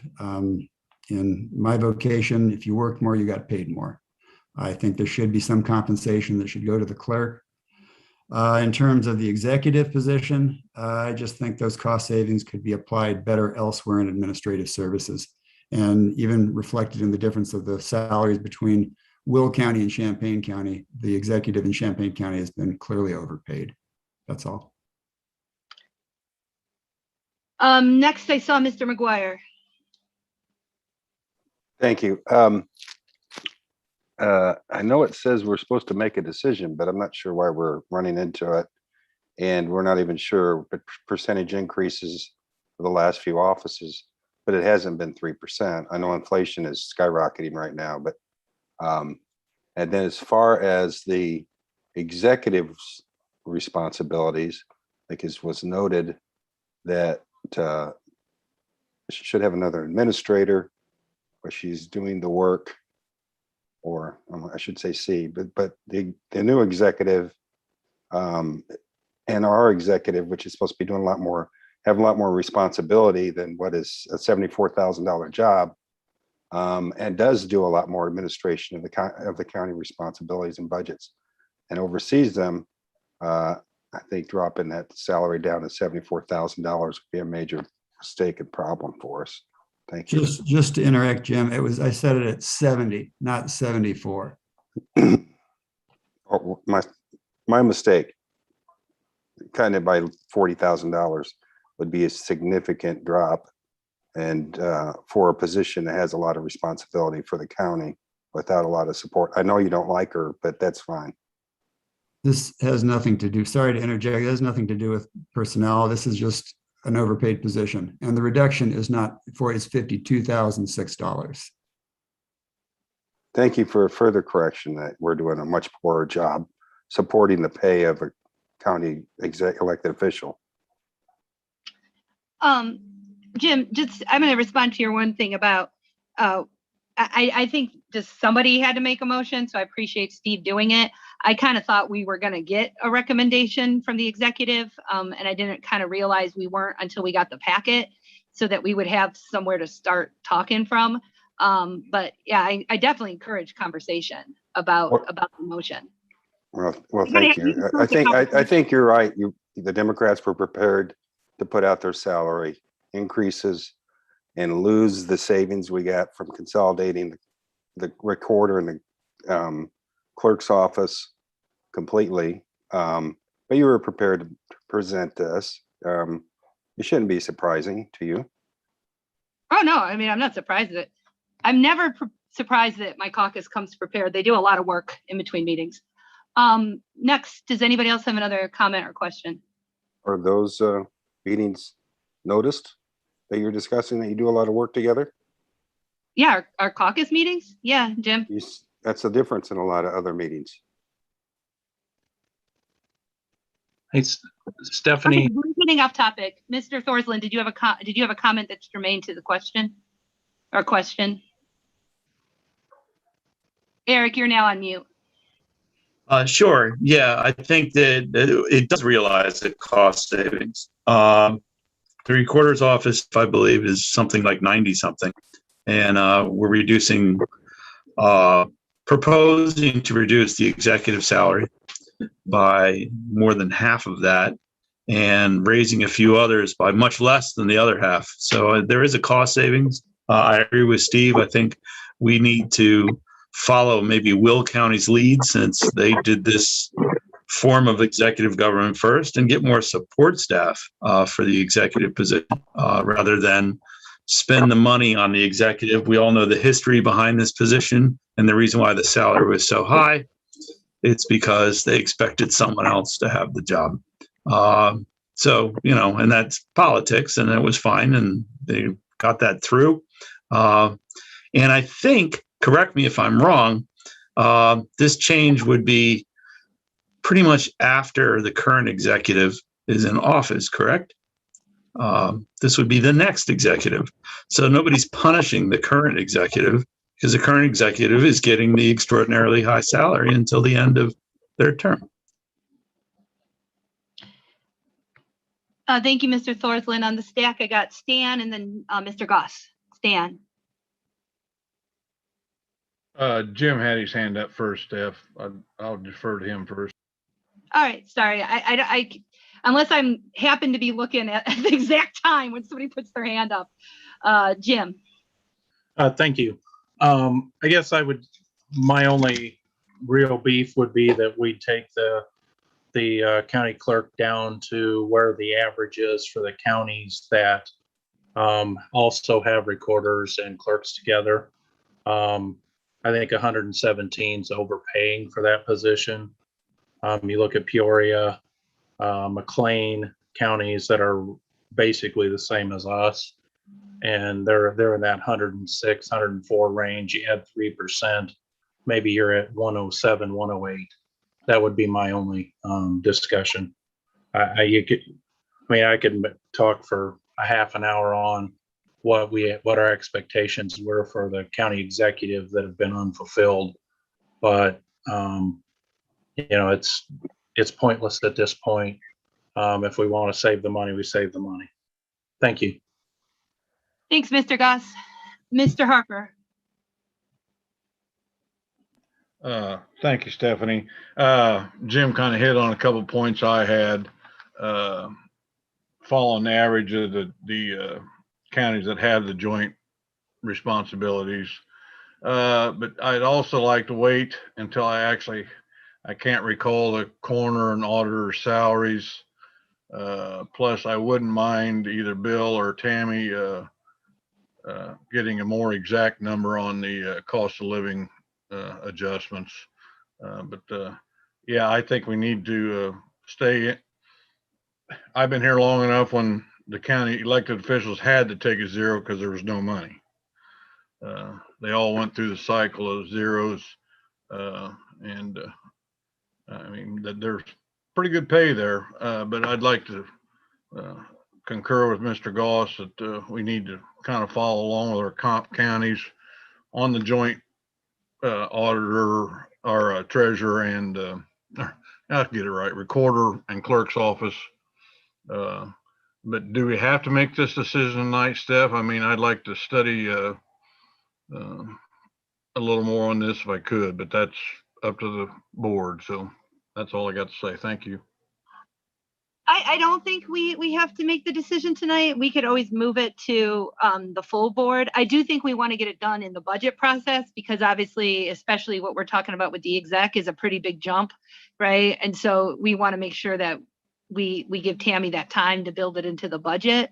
And I just want one point of clarification. I don't think we're allowed to vote on the auditor and the coroner to now because those are like on a different funding cycle. I could be wrong.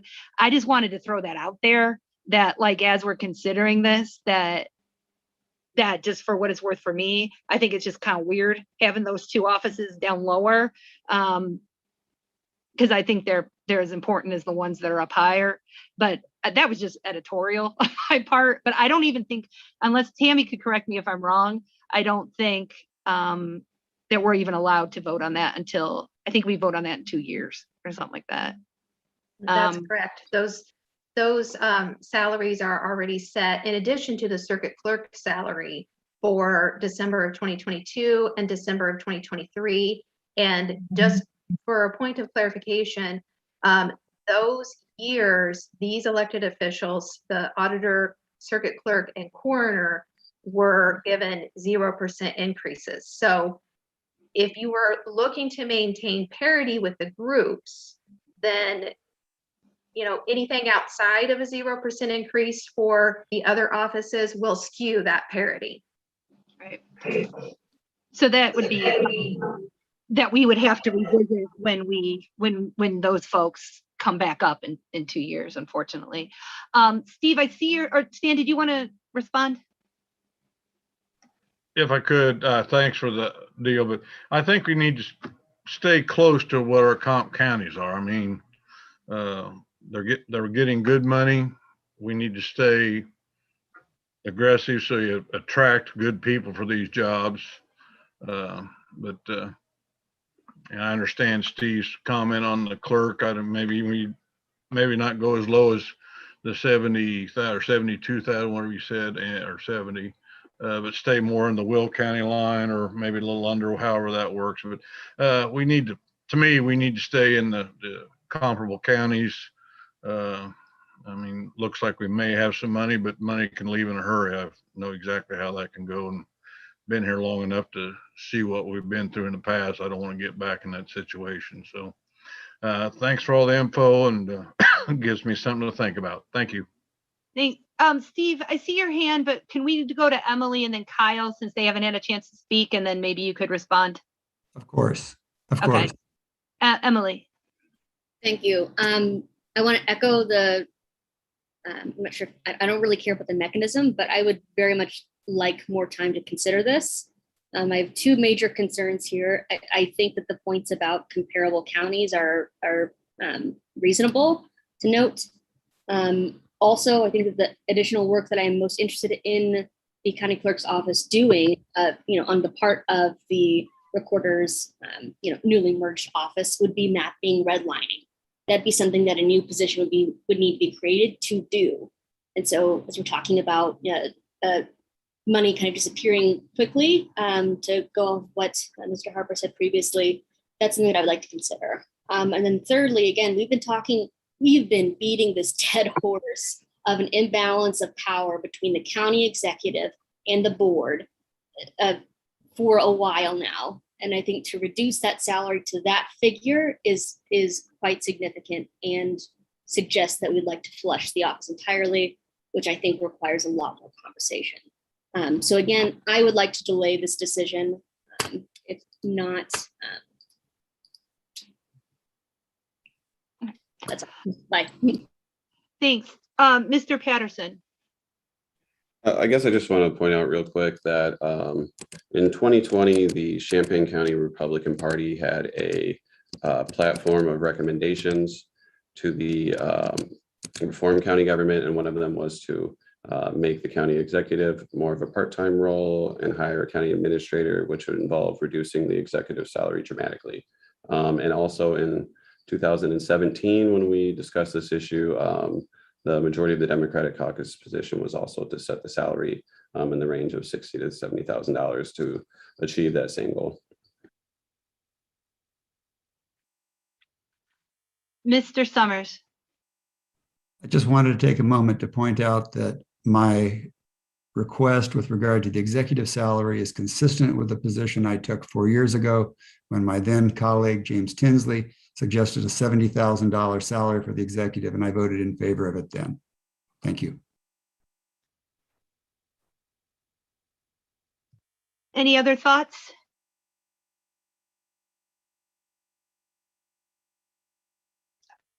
Leah.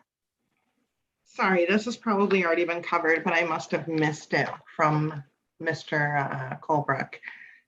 With these comps, these are all ones that have recently rolled the recorder's office into them, or are they just historically with the recorder into the clerk's office? This is just talking about the clerk's office, obviously.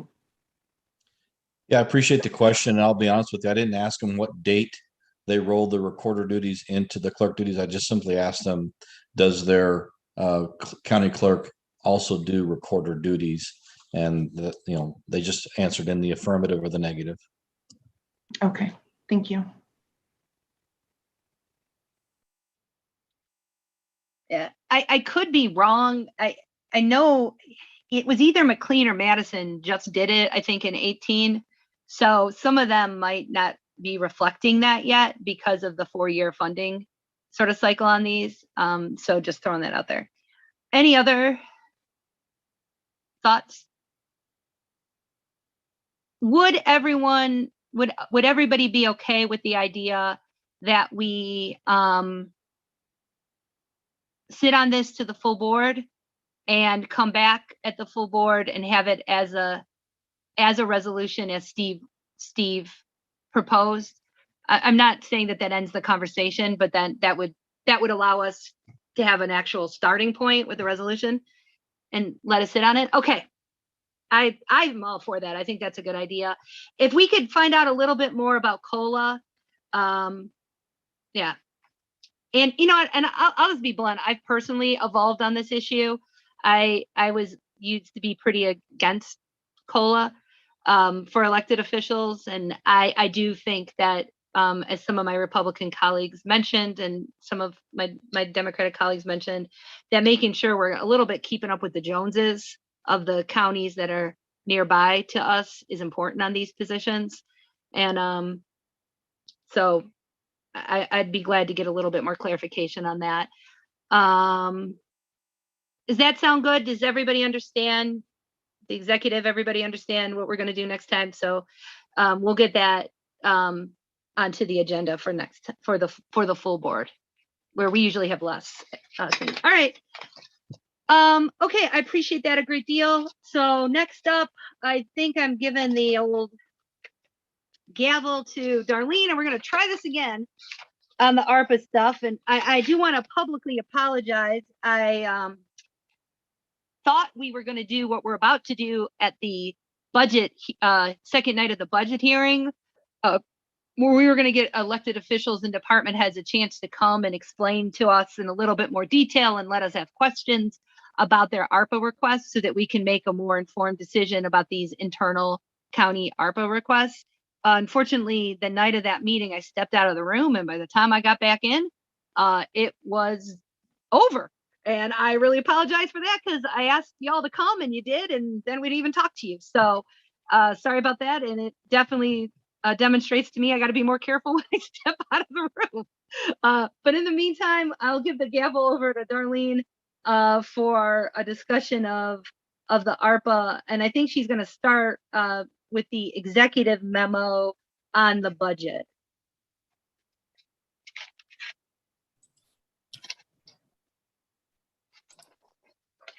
So this is the point of the budget process where I hand over the budget to the county board for their consideration. We have taken into account all of the comments that were given to this point. The budget is prepared in a tentative form to give to the board. And I've included in the budget memo where we stand with our fund balances, and also the continued initiatives that we're funding, and any investments that we've particularly made significant investments in this budget.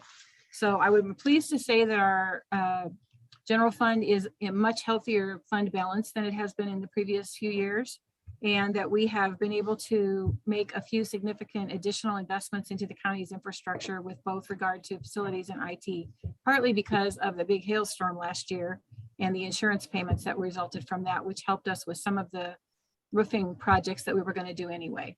So that was a boon to us in that sense. Thank you for the county workforce study that has been included in the budget at this point. We also have the additional staff that I'm recommending for planning and zoning, the public defender and the sheriff. And then we've included the 2 full-time clerk positions moving over from the recorder from the special fund into the general fund. So those are the main things that are included in the basic operation fund for the county. And then we move on to the American Rescue Plan Act.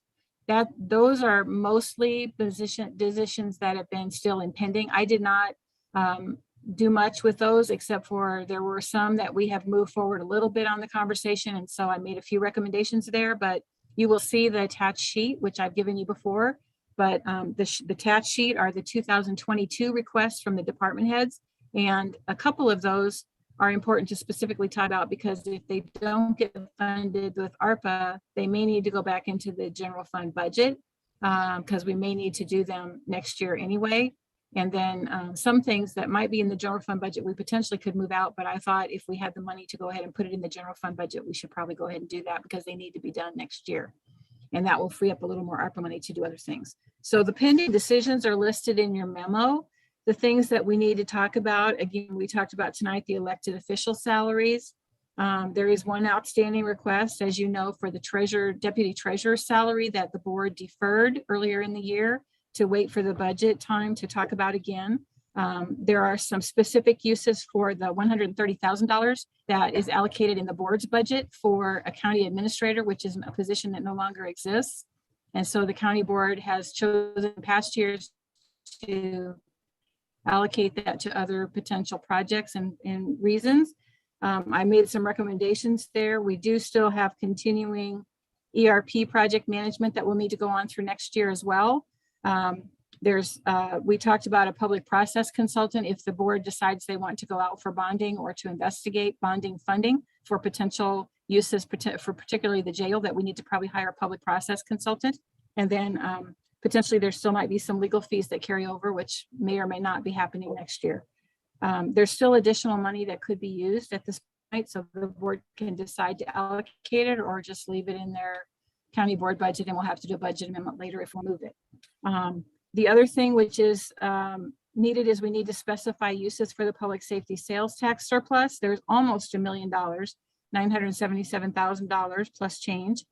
And we're recommending that we retain that because the sheriff probably will have costs for out of county, and or potentially we could put it toward the jail consolidation if there's engineering or things like that that need to occur.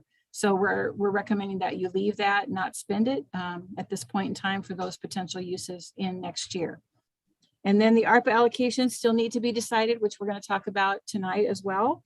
And so I guess unless there's questions about the memo itself, I think we could move on to the ARPA part of that. Well, actually, there's a process question I have is, when are we going to be having the conversation? I mean, so we've sort of decided we're going to have the executive, the conversation about the elected officials at the full board meeting. Obviously, ARPA is an ongoing conversation, but then we have 4 or 5 things in the middle. When are you envisioning that the board is going to give you guidance on that? Is it at the full board? Is it at the September 30th meeting? Is it? Yeah, if the board wants to start these conversations at the full board meeting, that would be fine and wonderful. If they want to wait, there is a specific session called the Finance Special Committee that you're having on the 30th, and that specifically is to talk about budget issues. So whatever we haven't decided, hopefully we can get some decisions on that night for those things, because at that point we need to compile the information and bring it to the board as a real tentative final budget to put on file for the public to see in October. So that's the time frame. So board members, do you want to put this stuff on September 30th? Is there anything besides the elected official salary that you want to revisit at the full board?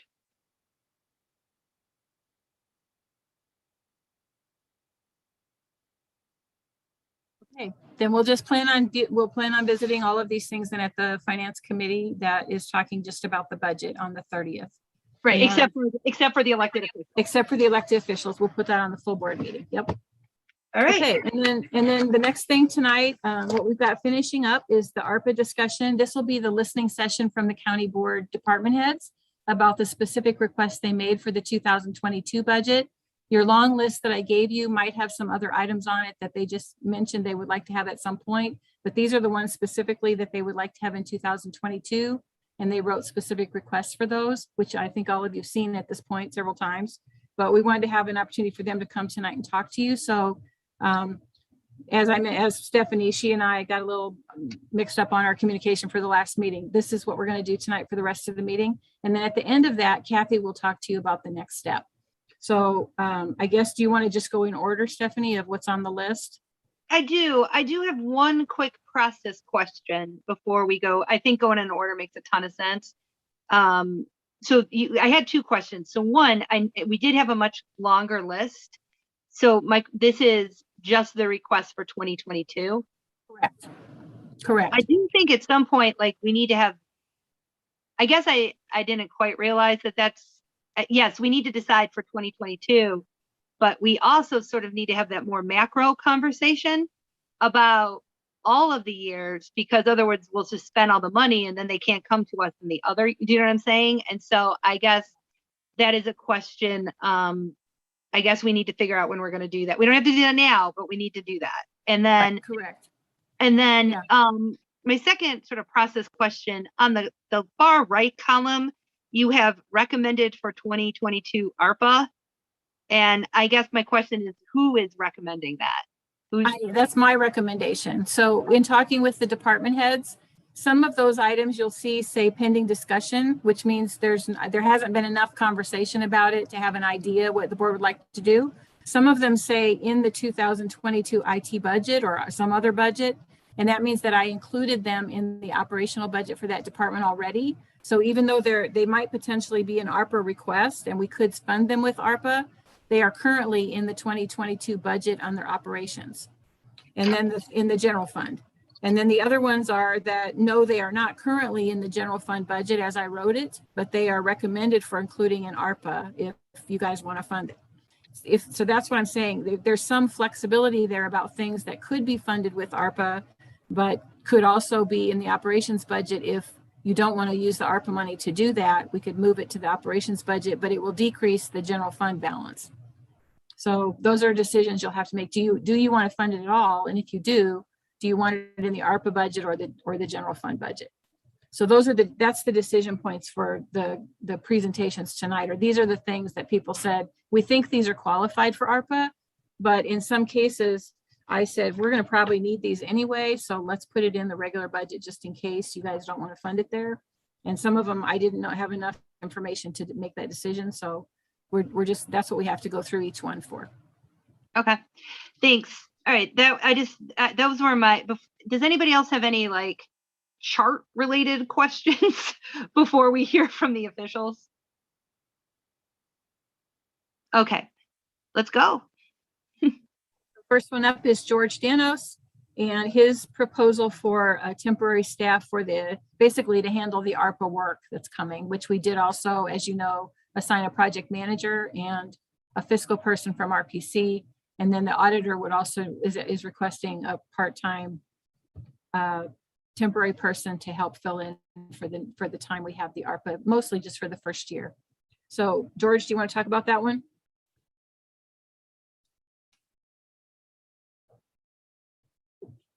Is he on tonight? I'm not sure he's here. You know, I haven't seen him. I haven't seen him tonight either. So basically that's what the request is. He was, you know, when we talked about needing a project management staff in order to make sure all these transactions happen and we had the proper people in place, we were saying there would be increased volume for invoices. There'd be increased volume for kinds of things that needed to happen in terms of administration, grant writing, potential things like that. The auditor would be involved with all of those steps. And so what we had talked about at that time, you did already allocate money for the project management side through RPC, which also includes a part-time fiscal person, but it doesn't include the audit function. So George was asking to include the audit function. And it was a part-time person at $22,000 for a part-time person. He probably will be able to absorb maybe some of that depending on how many invoices and things there are. But once we get up and running next year with lots of projects, he's probably not going to be able to keep up. You had said, Darlene, that you thought it would be mostly for the first year. I actually think it might be more for the out years when we really start cooking on this stuff. Maybe what might make sense, this is just a suggestion, is the next time we see this chart, I don't necessarily mean that we have to allocate it to 23, 24, 25, 26, but that if we do identify that there's continuing costs or this is only a piece of the puzzle, you know, that somebody's asking for, we could see what those other figures are just to have a sense of that. That's just a yes. Yeah, no, I think we're going to try to do that. And that'll be a further discussion as we decide what we want to do. But yes, we do need to plan for years out because we have to save the money if we're going to spend it later. So anyway, that's the point. I think the rationale was that this was the 22 request. The department heads were asked for a 22 request because we have to get it in the budget now. And so that's what they were asked for. He may or may not need people further out. I think he was thinking that once we get the ERP up and running and some other things that the staff have been spending a huge amount of time on, he might be okay with his regular staff.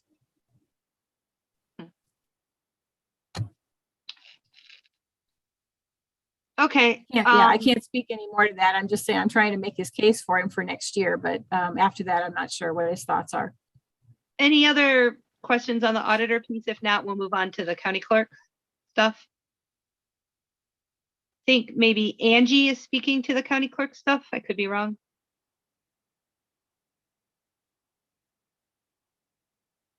So I am here. Oh, Aaron, I'm sorry. You just weren't on my screen. I apologize. You must be on my other. Yeah, and you all would have to forgive me because I do not have the ability to pull up my notes and to be on the video as well. So I'm going to just pull up my notes and you'll hear me speaking. Is that all right? Yeah. All right. Just to make sure that I'm clear, a couple of these pieces for us, if you look at the top piece, which we had, I believe is the mail, the space expansion was our top piece that we have on there, I believe. And so this is the number that you see in front of you was more of a placeholder for us because we were waiting to have a conversation with Dana Brenner and the architect about what it would be a more, at least better guesstimate of what it could cost to enclose the courtyard and make it a larger space for vote by mail processing and even potentially voting at Brookins. as we continue to run into a debate and have to negotiate with the Park District to see whether or not we can have voting at Brookins in the gymnasium. So this build out would be something that encloses the courtyard, allows for potential voting, as well as the much needed space for vote by mail processing as it continues to grow. So I would request the opportunity to come back and share more of a realistic number for the estimated build out for the VBM expansion. But it is indeed a very much a needed ARPA request that needs to be funded. The other items that you would see, I had to make some adjustments after recently visiting the conference in Arizona for election officials. And the machine that we originally purchased, which is referred to as the Duo, was about $70,000.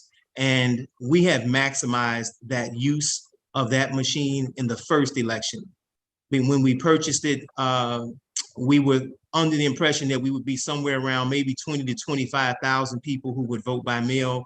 And we eclipsed that, and we are already operating that machine at a maximum capacity. And that's only going to increase as we move forward with vote by mail, hopefully. And our goal is to get that number up to, 35, 40%, if not higher, of the voting population in Champaign County, which would put us somewhere around 40,000 people. And that would be too much for the Duo that we have. It could be used in smaller elections, but it would not suffice in a midterm or certainly in a presidential election as these numbers increase. So that actual cost of that sorter for the Agilis at the company that I have looked at, I would certainly have to give some 3 other quotes or 2 other quotes to sort of look at. But that cost is $250,000 for the Agilis machine, which is the state-of-the-art machine that everyone's getting now. So that is the amount for the sorter. The mail opener, which we have one right now, but God forbid something happened to that opener or anything, we would then be in a situation where we have to open, tens of thousands of envelopes by hand. So having another mail opener with the increased volume that we have and as a backup certainly makes sense to us. And then we also shared with you all some estimated costs on mailing due to the new SB 825 that requires us to mail information out to individuals, to voters about vote by mail. So there's a mailing cost that we have put in of $30,000, which I think is probably a little low, but I think we can work with it. And then we also discussed the vote by mail postage, because these things have to be mailed out. So we have to pay for the postage. What else do we have? We have the, now, I don't know if you have all of those things on your list for 2022. I'm looking at my notes for all of the projects that we have. So I want to make sure I'm not going past what you all have in front of you. We do. The only other thing, Aaron, that we have is computer infotech services. Okay, so yeah, that was a $30,000, I believe. No, 475,000. Let me get down to the bottom of it then, because let me see.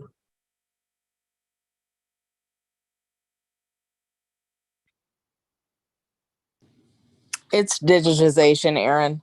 Oh, that's what it is. I'm like, okay, that does. All right. So the digitization, I have spoken with the chair of finance and I think a couple of other board members also about this. This is a revenue generating piece for the clerk's office. And we would also have to extend this, of course, to the recorder's office when we take over the recorder's office in January of next year. It is in particular a revenue generator in the recorder's office, but it is there's a price to this that we have to pay up front, and it's twofold.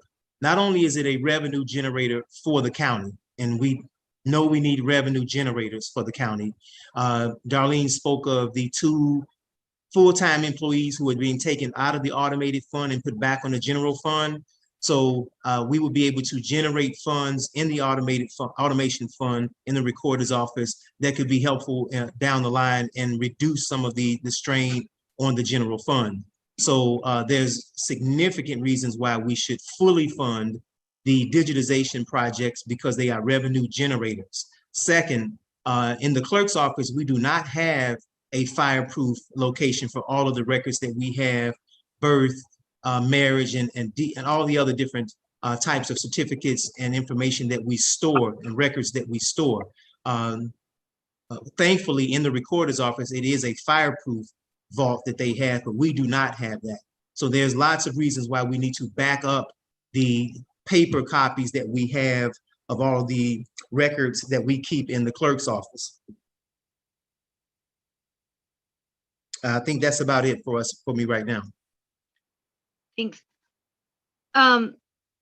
Questions? Mr. McGuire. Thank you. So, Aaron, I don't have a problem with mail-in ballots or voting if it's secure, safe, and requested by the voter. I did have some questions about your numbers of voters. It seems in 2020 from the budget document that apparently the voters like actually voting in person in much greater numbers. I know you want to see it differently, but they voted 90,000 votes to 31,000 in a governor's race. But the number of voters in person were cut about 30% for the 2022 presidential election. I think people feel a lot better, and it proves it. I think that's probably more a rural thing to want to vote in person, but obviously most of the voters want to see their ballot actually go through the tabulator themselves. But you're requesting a lot of funds to try to accomplish something that obviously a lot of people are going to be vaccinated. We don't have the same issues we did in the past. But even with that, at 40,000 voters, for your expectation, needing mail-in, even at 55 cents, mailing 3 times, it's only about $70,000. Can you address why you think that fewer people will want to vote in person when it's so well liked and has been? Well, and Jim, why that's- why the amounts are so high? All right, so there's a few things that you have raised that I feel like need to be addressed. And one of the first things is that if you look back to Champaign County before 2020, the most we've ever had as far as a vote by mail turnout was right around 8,000 people. That increased to 32,000. So that is a 24,000 voter increase in vote by mail. So the trends all across the country, every state that you look at, whether it's, I don't even have to get into all the states. Once the voters see the ease, see the safety, see the security, the convenience of voting by mail, they do not go back. In fact, we just recently had a survey that showed where 94%, we had like 3,600 people respond to this survey who were voters who voted by mail, and 98% of them said that they would be voting by mail again. So, I don't think we should play games with ourselves as a county. This is not about politics. This is what it is. People want to vote by mail. That's the trend, whether it's Colorado, Washington, all these other different places. Okay, so But your response rate for the survey dropped, and you expect it to increase without an issue of COVID. And that's one of the reasons why it expanded in the last election. So I wanted to speak to your point, Jim, about the people voting in person, because you were correct that the data showed that somewhere right around 42 or 43% of the people who voted in person, voted early, I should say. And then another percentage, I think it was 23% or something like that. So it was somewhere around 70% who decided to, a little under 70% who decided to vote in person. So certainly we're going to address the in-person, but again, as I said, those same individuals who wanted to vote early, once they realize that they can sign up to be on a permanent list and be their ballot mailed to them for every election that they qualify for, the trends show all across the country, and I can't see why Champaign County will be any different, that by the time we move to save the money with vote centers and places where people can vote, anyone from the county, that number goes up to 50 and 60, and in some places there's 90% of the people who are voting by mail. So we have to prepare for what's coming if we're going to be responsible as leaders in this county. Well, that is what I'm trying to address, because you're cutting the number of in-person voting and the ability for them to vote by closing polling places in rural areas or consolidating them in areas where the voting population really isn't really isn't at. You're making it more hard for those people to vote. But you need to address the fact that 70% of the people vote in person, and you drop that number by 20 or 30% when you don't see a growth even in the surveyed people that were asked for mail-in ballots in the past. So we need to be prepared for elections, but we need to be prepared in the right way. Thank you. Yeah, so Jim, I appreciate what you're trying to share. And one of the things that I feel very confident about with the staff that we have and the things that we see coming forth is that we're fully capable of planning these things out and looking at the data, going to conferences, seeing how this data is supported by county and after county and state after state, that this trend that we're experiencing is not going to go away. So that's what we're preparing for. That is what the smart move is. So that's why we're doing that. Now, as far as these locations, right? Again, I'm not doing this in a vacuum. I'm not doing this as the clerk, just simply around vote by mail. We are increasing access. We have created 2 new early voting locations. We have increased the hours for in-person voting. By moving to vote centers and making it easy for everyone to access in-person voting is much more convenient for the voters. All of the data shows that. In fact, the 2020 data that you referenced earlier showed that only 23% of the people actually voted in their home precincts. They prefer vote centers or universal locations because it's more convenient. Even on election day, when they had the opportunity to go to their home precinct, they went to a universal site to vote. So we are doing our due diligence as the clerk and my staff to do our job to run the elections. And so we see what the trend is, we see what the voters want, and we're going to make sure that they have that in the urban areas as well as the rural areas. Jenny. Hi, sorry, my question is more of a logistical one, and I'm sorry if you already covered this, but this would be for Stephanie or for Executive Kleppel. What is that second column of numbers? I didn't label it. Yeah, no, I heard the clerk say 35 and I was like, oh, that's the second column. What is that? Yeah, this chart doesn't have titles. Right. We copied this down from the bigger chart. The first column is what's an estimate that people had, and certainly not all of the projects might have exact estimates. So that might need to be adjusted slightly. The second column would be annual ongoing costs, if they know that there will be some. All right, thank you so much. I'll make a note of that. Any other questions? One question that I have, and either for the clerk or for the executive, if she recalls, this digitization project, this is just the clerk's records, I believe. But as the recorder is coming under there, if I recall, the current recorder asked for 2 million. Is that accurate? Correct. So yeah, the recorder's not here, not on this sheet because it wasn't for 2022.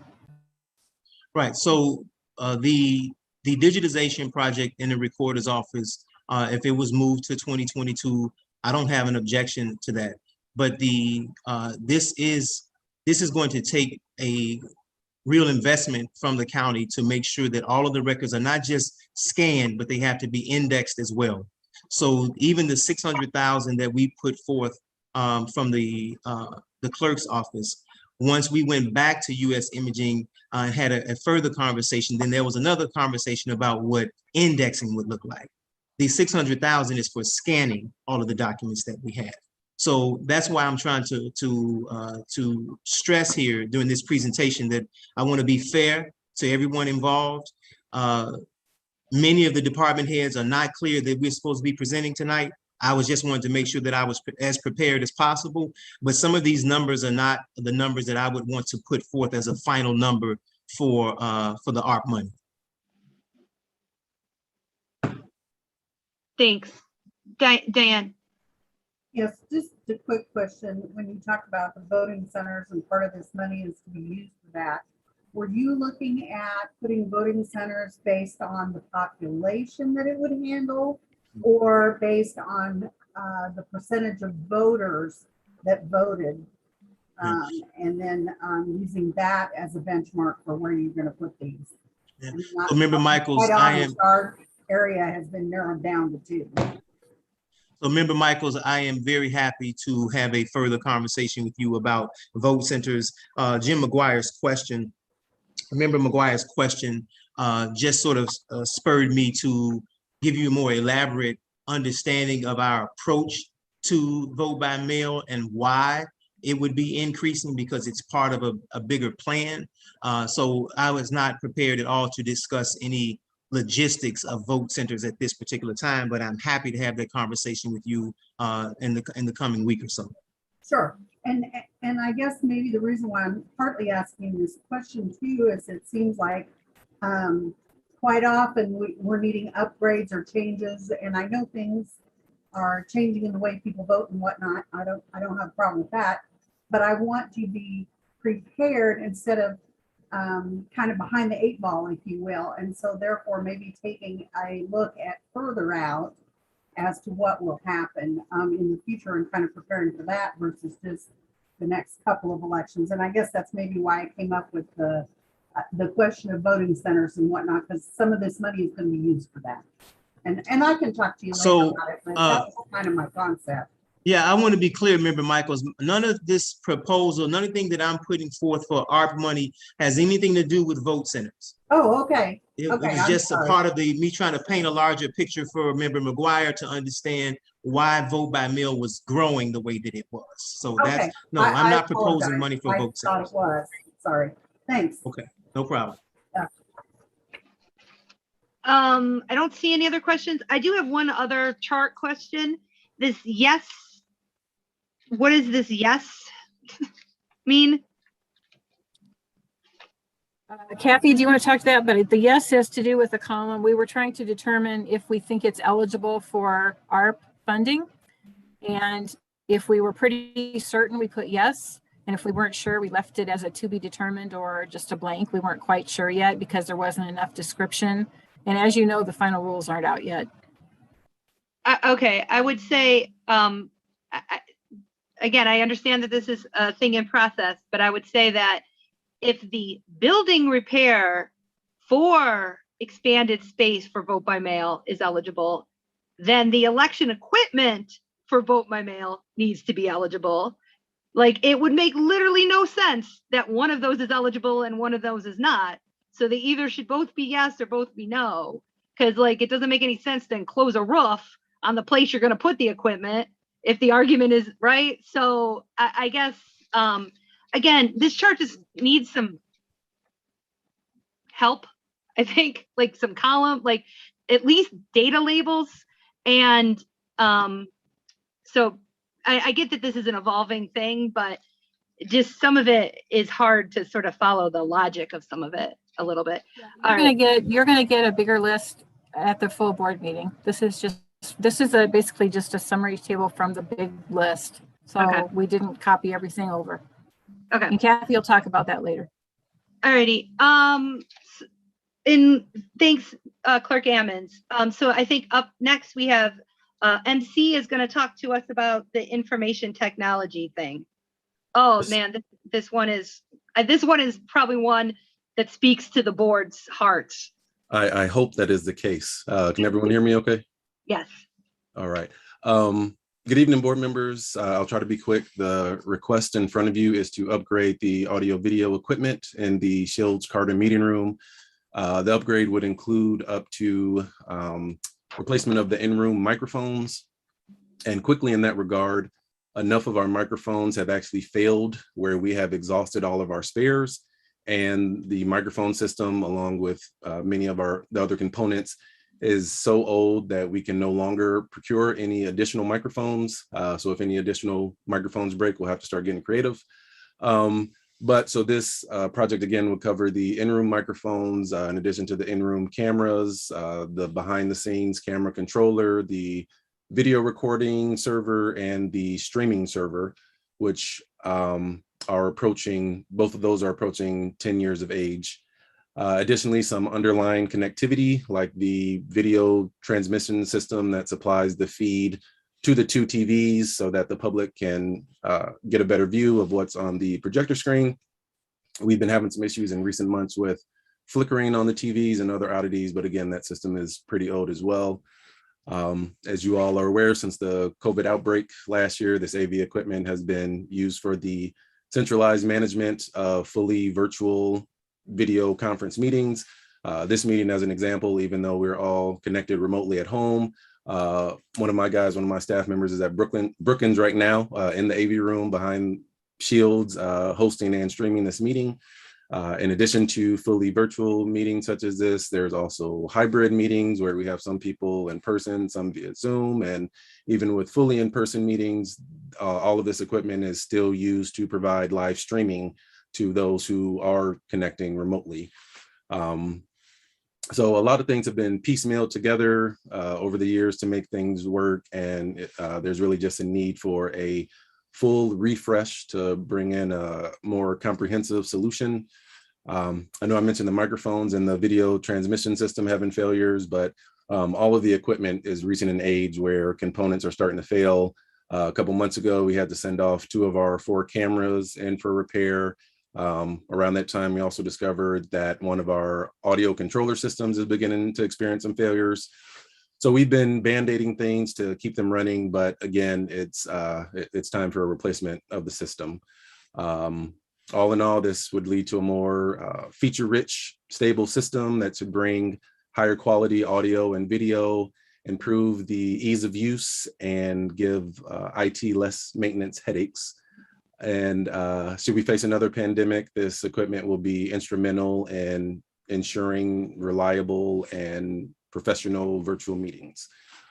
As some others have mentioned, this number might need to be adjusted, but I don't think by much, maybe by another 10,000, but I can get some more precise figures to you. And I believe that covers everything. Are there any questions I can answer?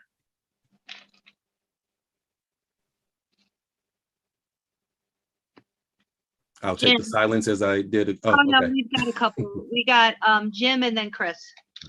I just barely got it in front of Chris. You've got me convinced.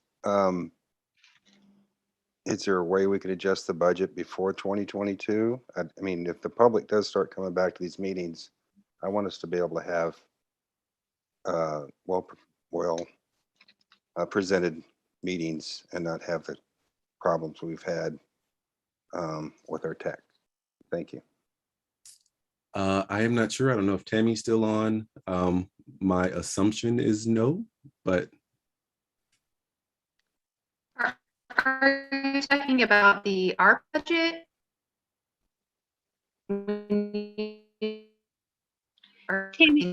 Yeah, so let me say, this is one of the items that is currently in, we went ahead and wrote it into the 2022 IT budget so that we know that it needs to be done, whether ARP pays for it or not. It potentially is an ARP expense that we could claim, but we really need to do these things anyway. So it's in the IT budget currently. But yes, it could be done earlier, but that would require a budget amendment. And I don't know, frankly, how if we do a budget amendment now, we could actually get things purchased by the end of the year. We're having a delay in purchasing equipment.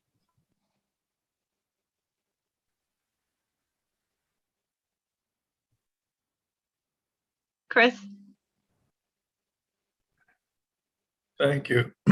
My comment goes back to something that County Executive Kleppel said earlier, that she would provide an updated list at the county board meeting a week from Thursday, and I encouraged her to deliver that to us ahead of time if she can. I'd really like to see it earlier in spreadsheet form if we can get it.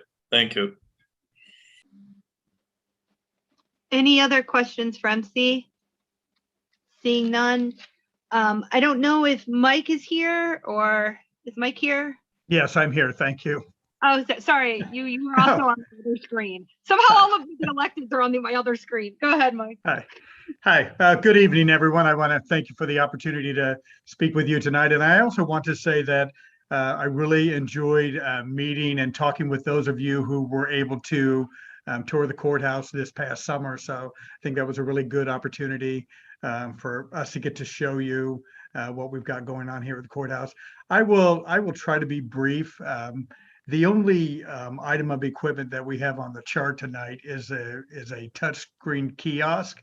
And that is a piece of equipment that we would be able to use in our office to allow clients to check in for office visits without actually reporting to the front desk. They could check in using the kiosk, let their officer know that they're there, and then the officer could come out and get them and take them back to their office. We think that this would really alleviate some of the congestion in the office, would help promote some of the social distancing, and also provide some protection for the front desk staff, because they would have to interact with fewer people during the course of the day. So that's the only piece of equipment that I have on there. But I did want to say that, I have been following with, like many people, with great interest, all the ARPA funding requests of the board. And there certainly are a lot of them, many interesting and worthy proposals. And the board certainly has some very difficult decisions in front of them. And I don't envy you that. But I really hope that when you're making those decisions, and I know that you will, but I just want to say that I hope that you'll keep the county employees in mind. I know that I speak for probably all of the department heads when I talk to you about how hardworking and dedicated our employees have been. And really throughout the whole course of the pandemic, they've gone to really great lengths to protect the public, protect themselves, protect their co-workers. And they did this, all while providing the services that the public, deserves and expects, and then they need. As you know, part of my department is the Juvenile Detention Center, which is a 24-hour-a-day facility. And throughout the entire pandemic, we remained open and staffed during that whole time, because it was important. We had juveniles under our care, and we needed to make sure that they were given all of the care that we could provide to them. The staff in the probation office has been meeting with clients face-to-face since June of 2020, so a little over a year now. So the employees in my department, as in many departments, have faced greater exposure to the virus, and I think that they have really stepped up to the plate, despite the worries about contracting the virus. And I also think that this is exactly what the federal government had in mind when they authorized premium pay in the American Rescue Plan Act. So I just hope that you'll give our employees every consideration during the allocation process, and I'm really confident that you will. So thank you. Thank you so much, Mike. Leah. Hi, Mike. Thank you so much for coming out. And thank you again. Also, I remember on our tour that you wore a mask the entire time properly, and I really appreciated that. No, thank you. I just have a couple questions. I mean, maybe really one question. I know that science is currently supporting the idea that the coronavirus is not primarily spread through touch. It's mostly respiratory. Do you have plans for keeping the touchscreen clean? I mean, I know that for me, it wouldn't bother me, but for some people, they might still be at that point where they're not going to touch things that other people have touched and stuff like that? Or do you have an alternate option for the people who don't want to use the client kiosk? That is a great question. I really appreciate that. To be honest with you, I hadn't given a lot of thought, but I think that now that you bring it up, I mean, I think that we would need to, make sure that we provide either staff cleaning off the kiosk regularly, making sure that there are cleaning supplies available to next to the kiosk so that clients could wipe it off after use. And clients are always going to have the ability to be able to report to the front desk and have the front desk staff check them in, let their officers know that they are there. So the kiosk would not be their only option. It would just be another option that would be available to them. Okay, great. Thank you. Yeah, I mean, for me personally, I would always rather interact with the kiosk than somebody else. I mean, that's like the greatest thing. Right. And, and we get a number of people that are coming to our office that don't have appointments. What we envision generally is using the kiosk for people who already have a scheduled appointment. In fact, I think we would probably have some signage above the kiosk that if you have an appointment, please check in here or see the front desk. We also have a number of clients that are coming to our office throughout the day, that they're coming from court or they're coming from somewhere else. Maybe they're coming to our office just to make a general inquiry. Those clients are always going to be seen by the staff at the front desk. Okay, thank you so much. Thank you. Any other questions for Mike? I just also want to point out that his request is 0.01% of the money. So I think he might win the prize for the least percent request. Well, thank you. Next up, we have Circuit Clerk McGrath. Susan. Stephanie, if this is okay, I do see that Judge Rosenbaum is in the audience, and he actually has one request that ties in with something that I'll be presenting. Sure. Would it be okay with the board if Judge Rosenbaum went ahead of me? Absolutely. I never begrudge people allowing other people to cut them. Well, that's very nice of you, Susan. I really appreciate it. I, like Mike Williams, are only asking for a little over $6,000. We currently have some listening devices in the courtrooms for hearing impaired individuals. They're kind of old, and we don't have enough for all the courtrooms. We also have a number of interpreters who come to court all the time, and they have started to use headsets so that they can whisper better to the individuals who also wear headsets, so it's not as distracting to everybody during the proceedings. And so we're asking for a few $1,000s for some more headsets for the hearing impaired and for the interpreters. Does anybody have any questions? I do have a question for you, Judge, and maybe Susan combined. One thing that I don't see on here, or maybe I'm just missing it, is any movement on, and I hope this is what it's the right word, is the JANO system. Is that what your system is? And I know that that's a big ticket item. Estimates I've heard are between 8 million and 15 million.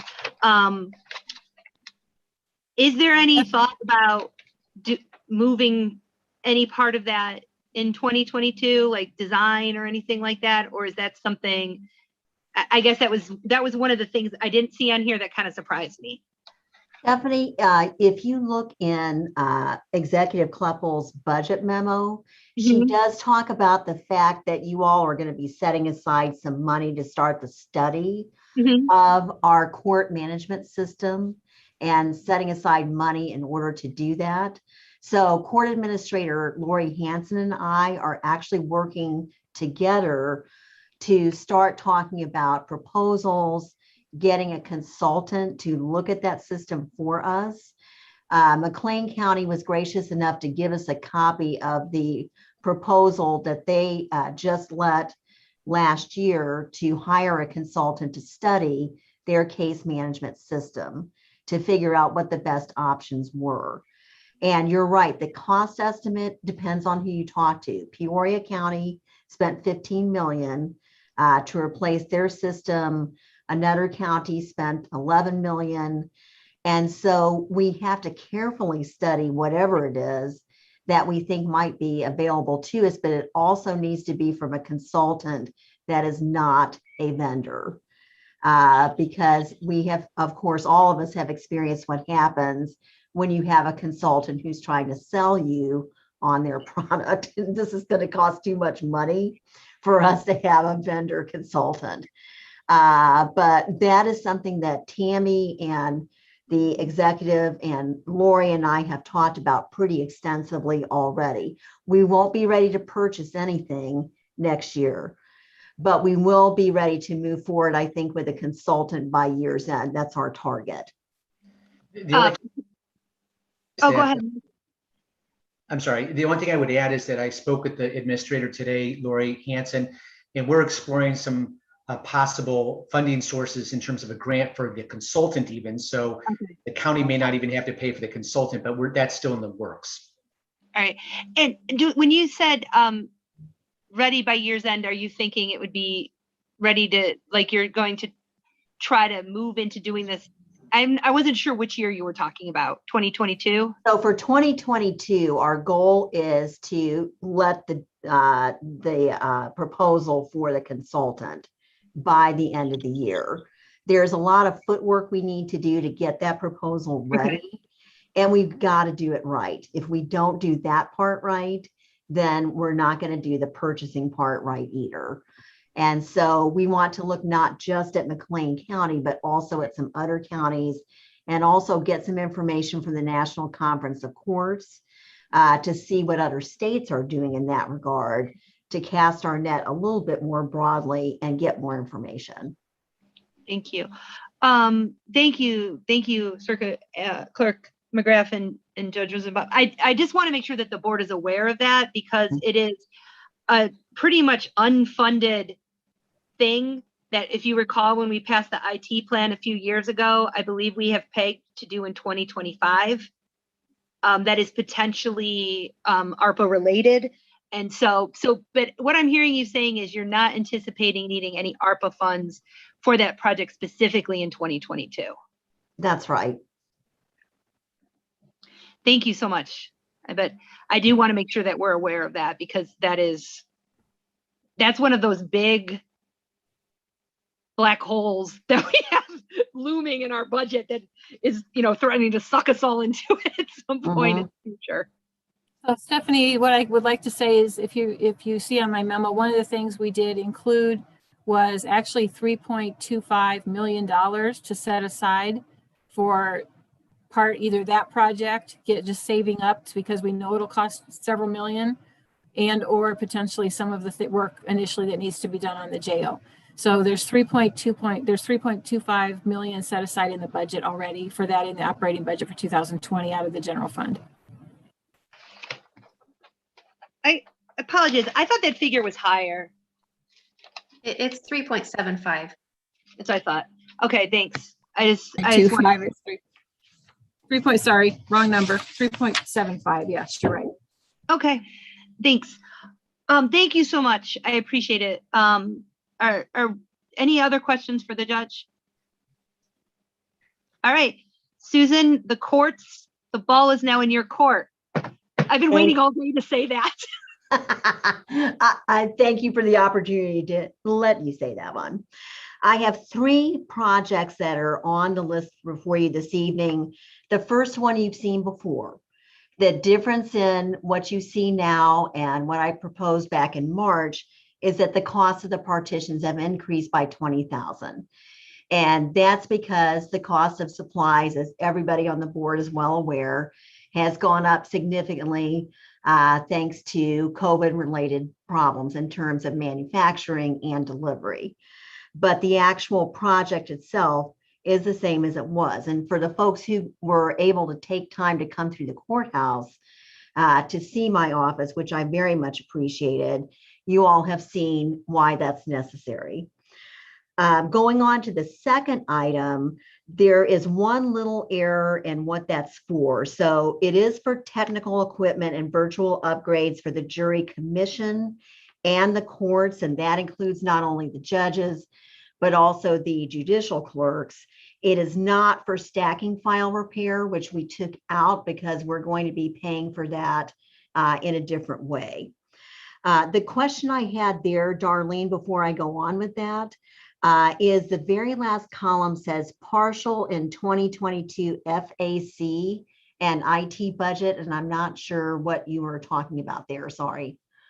No, that's because it was partially funded. You just said it was taken out and funded a different way. And we have put it into the facilities budget for the stacking files. Right, that's right. And so that's why that's there. Okay, I just wanted to make sure that we were thinking the same thing on that. Okay. With the technical equipment for the courts, the judges, clerks, and the courtrooms, that's really because of all the things that we've gone through in this past year and a half now in our courtrooms. We need better and swifter capacity for the judges who are looking at our electronic records, for the people who are attending hearings via Zoom, for the clerks who are often sitting in the courtroom working on 2 or 3 projects at the same time. The computers are simply not equipped for all the work that they need to be doing. And so this particular line item is to make sure that the judges in the courtrooms have the equipment they need in order to meet these modern day requirements. We're asking for this outside of what we would normally do in terms of the court automation fund. And that's because, as some of you may have seen today, the Supreme Court just released a very cogent study on what is likely to happen with the decline in circuit clerk revenues, which include the court automation fund, as a result of not only phase 2 of bail bond reform, but also phase 1 of bail bond reform, in which the Secretary of State will no longer be suspending driver's licenses based on unpaid tickets. Those reforms are all necessary, and I don't have a quarrel with what they're doing to help everyday people. But the legislature has not yet addressed what the replacement revenue is going to be for all of those items. And so we're looking at a fairly significant decline in revenue, not only because of phase 2, which happens in 2023, but also in phase 1, which started in July of this year. And so our estimate is that we won't have sufficient funds to replace the equipment that we need in the courtrooms for the judges and the clerks. The third item that you're going to see there is something that is called multifunctional printers. And let me just say, that's a fancy way of saying we're getting rid of all the individual printer scanners in our office. It simply is not feasible to have a bunch of little printers and little scanners on everybody's desk. It makes a lot more sense to have large ones that have good capacity and not the kind of need for maintenance and supplies that the little bitty ones do.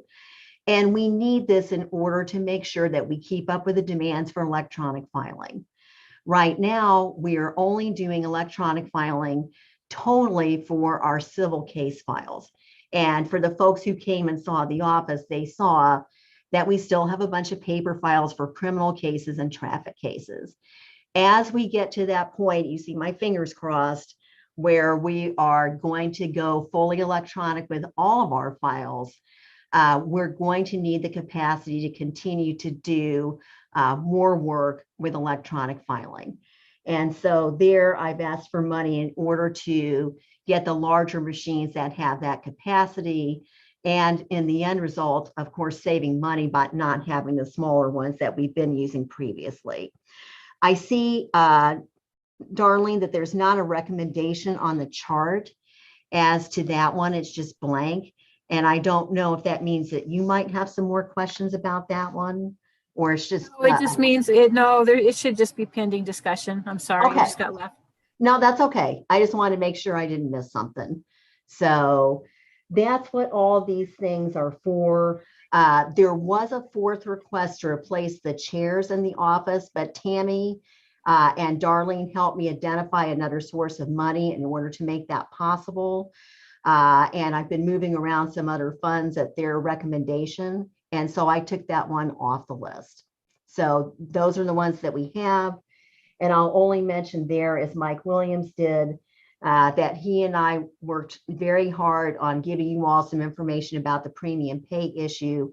And we really do appreciate you all having some great discussions with us about that issue outside of board meetings. So thank you. Any questions for the circuit clerk? Mary. Hi, I just like to say thanks a lot for your presentation, Susan, and I really hope we're going to give your office the partitions they need. I was so surprised when I went in there that anyone was getting the level of work they get done in such a distracting environment. I mean, if anyone else works in an office like I do, you need to have some kind of way to block your line of sight, at least a little bit, between people, or else, you know, you just get distracted constantly. So it really says a lot about the professional people that work for you, that they're able to get as much done as they do. And I'd also really like to see, you gave us so much information about your printers. It was great. It was just like this giant, like all these schematics. So it was kind of like, okay, you know, if we can't do it through the ARPA funding, I would like to see it in the budgeting process, because I think we all know that this is the wave of the future is going to be electronic filing, and the amount of space you guys have for curation right now is decreasing by the day from the look of it. So let's get on top of this while we can. Thanks again. Thank you, Mary. Any other questions?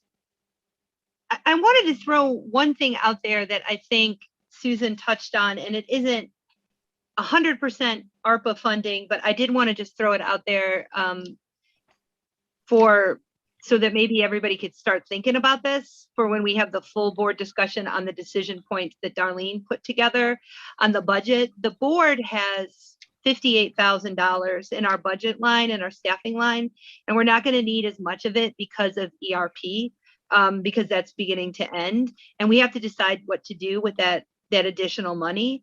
One thing that has sort of been on my mind is we know that there's this significant bail reform that is coming in the beginning of 2023 that is going to very much impact sort of the capacity space we need at the jail.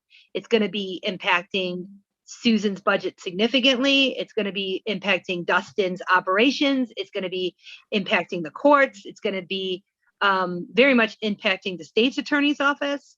And it seems as if coordinating all of that and having those conversations is going to be a pretty heavy lift on a bunch of offices that are already incredibly burdened.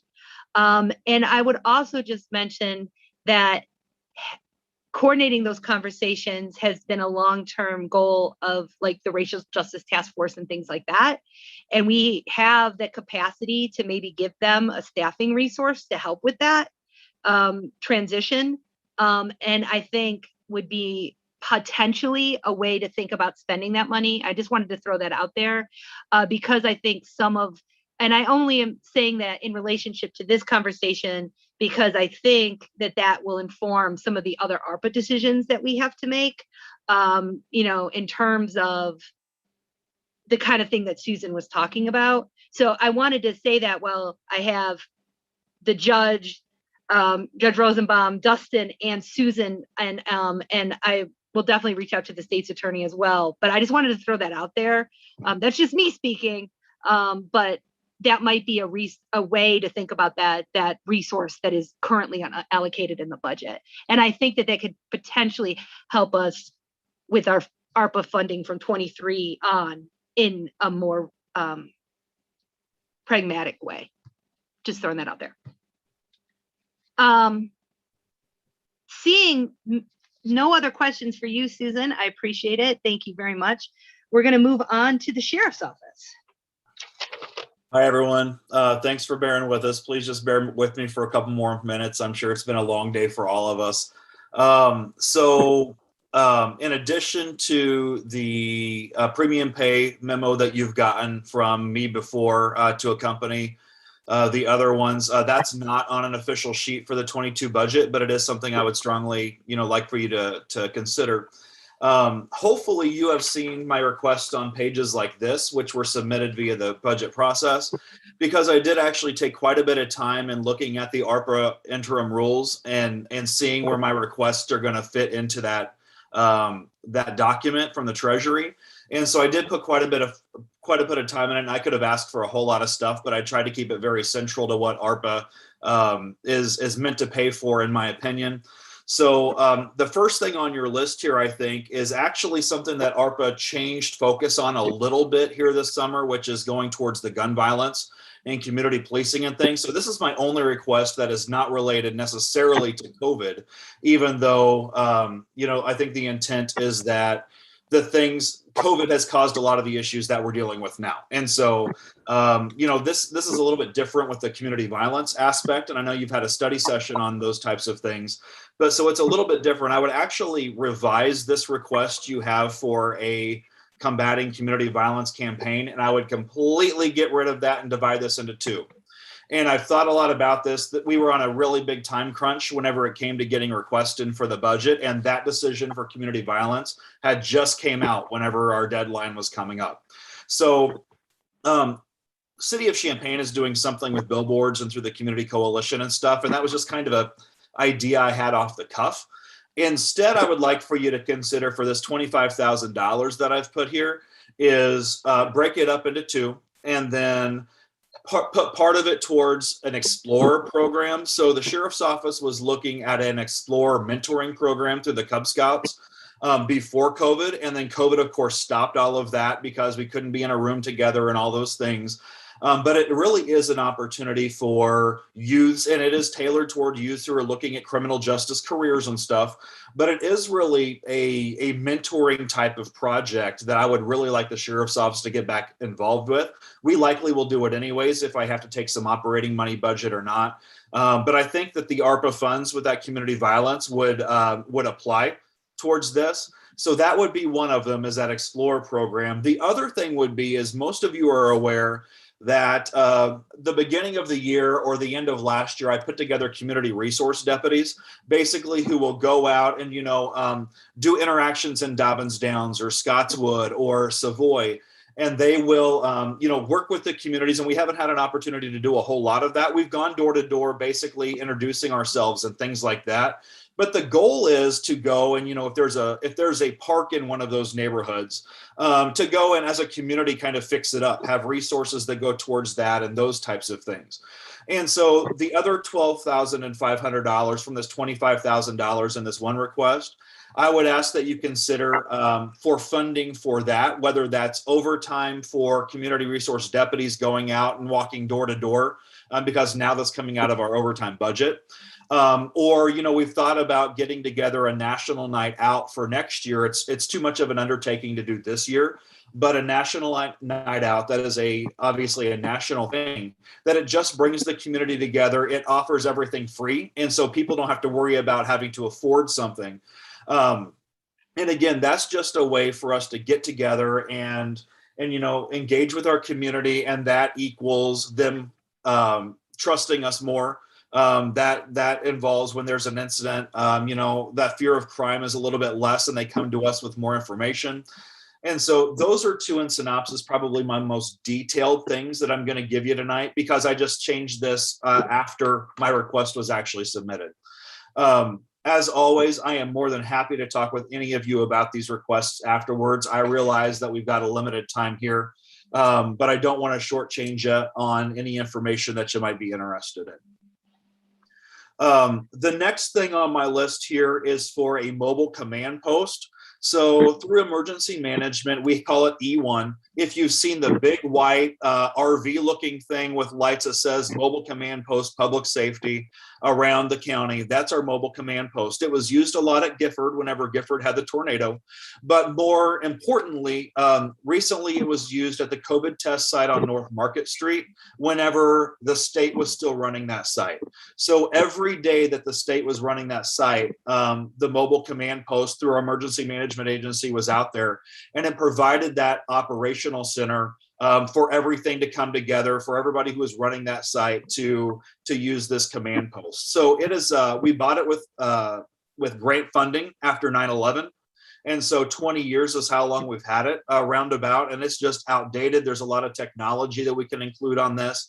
Obviously, COVID is not going away anytime soon. So there's always going to be some kind of need for that. And I can foresee the state stepping in again instead of, privatizing like they are right now with some of those things. This command post just basically allows us to be able to have those operational decisions and functions in a way that can be moved anywhere in the county where it's needed. So I would strongly consider your consideration for that, because honestly, there's probably no other way that we're going to be able to afford anything. I did not mention this, but all of my other things here, I've also vetted for funding so far with other sources. And besides general line item, besides the general budget, there's so far not any extra funding for anything that I'm presenting to you today. But I always keep an eye on that, like the other elected officials have as well. 502-341, that's numbers very specific, because we can get the E1 through a cooperative purchasing contract. And so what we did is we went through line by line, what will we need on something like this to benefit us in situations like COVID. And so we were able to narrow down that number quite a bit for you. This next one you've already learned all about, a full body scanner for the jail. The RFP is currently out on that, and it'll be in at the end of September. I have asked for quotes via that RFP to be valid for I believe either 120 or 180 days. It's always, vendors are hesitant to go out that far, but I've asked, let's say 120 days, knowing that if this is approved, it likely at this point is not going to be until the fiscal 22 budget. Already mentioned to each of you the benefits of having this body scanner, of the hands-off type of situation it'll provide for us. It'll also help with that contraband and things like that coming into the jail. The jail is your probably number one liability, I would say, as a county. And so all of these things that we can do to help protect our employees, help protect the inmates, are very beneficial. So the $175,000, that is an estimate, I believe, based on Sangamon County's RFP in 2019. I believe that this is on the high end once you include training and all of those things.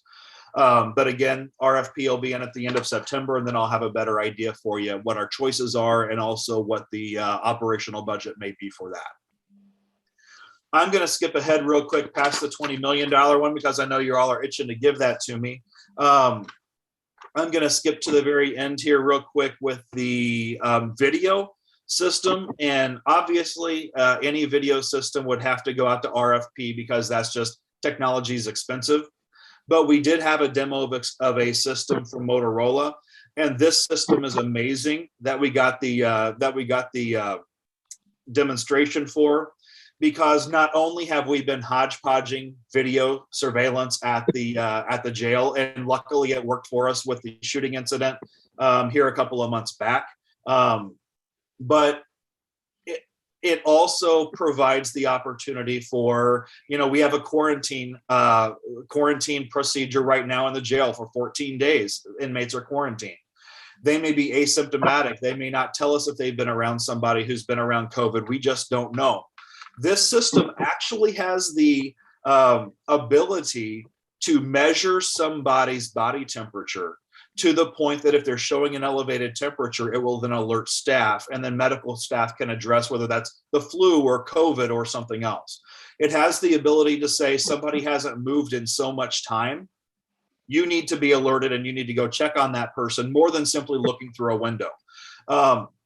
And so it has long-lasting implications. It has the ability to, see if people are masked. And I'll be honest with you, we can't keep everybody masked in the jail, because how are we going to force inmates to wear masks? But it has the ability to monitor that social distancing, that masking, those types of things. And plus, it's going to be a system that's beneficial in so many other ways that I'm happy to explain to you in the future. But this video system, I think, is, compared to $40 million, is a very cost-effective way to provide security and safety to our correctional facility. Now, I will tell you that with all our conversations right now with the jail and the sheriff's office and things like that, that number is likely not going to be as high right now. It's probably going to be one of those things that we say current satellite jail, let's do that to the current satellite jail for fiscal year 22. Then we can plan ahead for 23, 24, 25 for a renovation or a relocated sheriff's office or things like that. This $525,000 is based on downtown jail, sheriff's office, and the satellite jail as it is there right now. But I didn't want to shortchange us with the conversations and not give you those numbers for us to take into consideration. So those are those. My last request, we've got an entire subcommittee looking at what to do with the downtown jail and the sheriff's office facilities.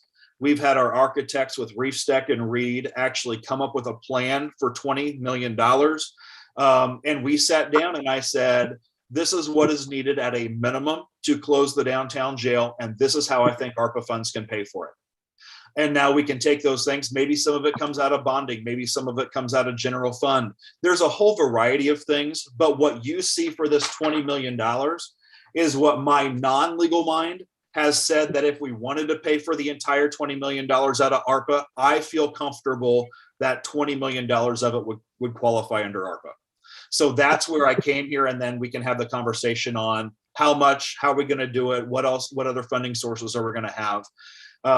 So that is any of you who know me a lot, that was really speed talking, and I can talk for hours on this stuff. So I'm trying to get us out of here. I am happy to entertain questions or I'm happy to entertain just yes for everything. I'm good with everything. Are there questions? Mary? Question, why wasn't the updated camera system lumped into the jail consolidation or renovation? So I actually did them, let's see, I did them separately and I don't know why right now. I think probably because I thought the $20 million for the jail consolidation was a lot bigger ask than a $500,000 camera system.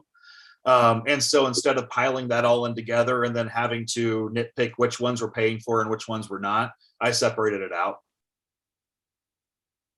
Makes sense. Thanks. Other questions?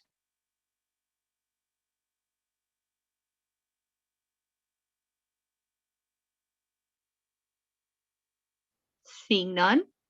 Oh, Chris. I commend you for the community resource officer and explorer scouting thing, especially community resource officer. I learned a lot of my ride around, and an awful lot of urban-like housing falls within the county, and I think that what you're proposing sounds like a real good approach to helping mitigate some of the unfortunate violence that's escalating. Thank you. Good job. Back to you, Stephanie. Thank you. Anyone else? All right. Thank you very much, Sheriff. I appreciate it. Delitzo, thank you so much for hanging on. Unfortunately, the luck of the draw, you were at the end.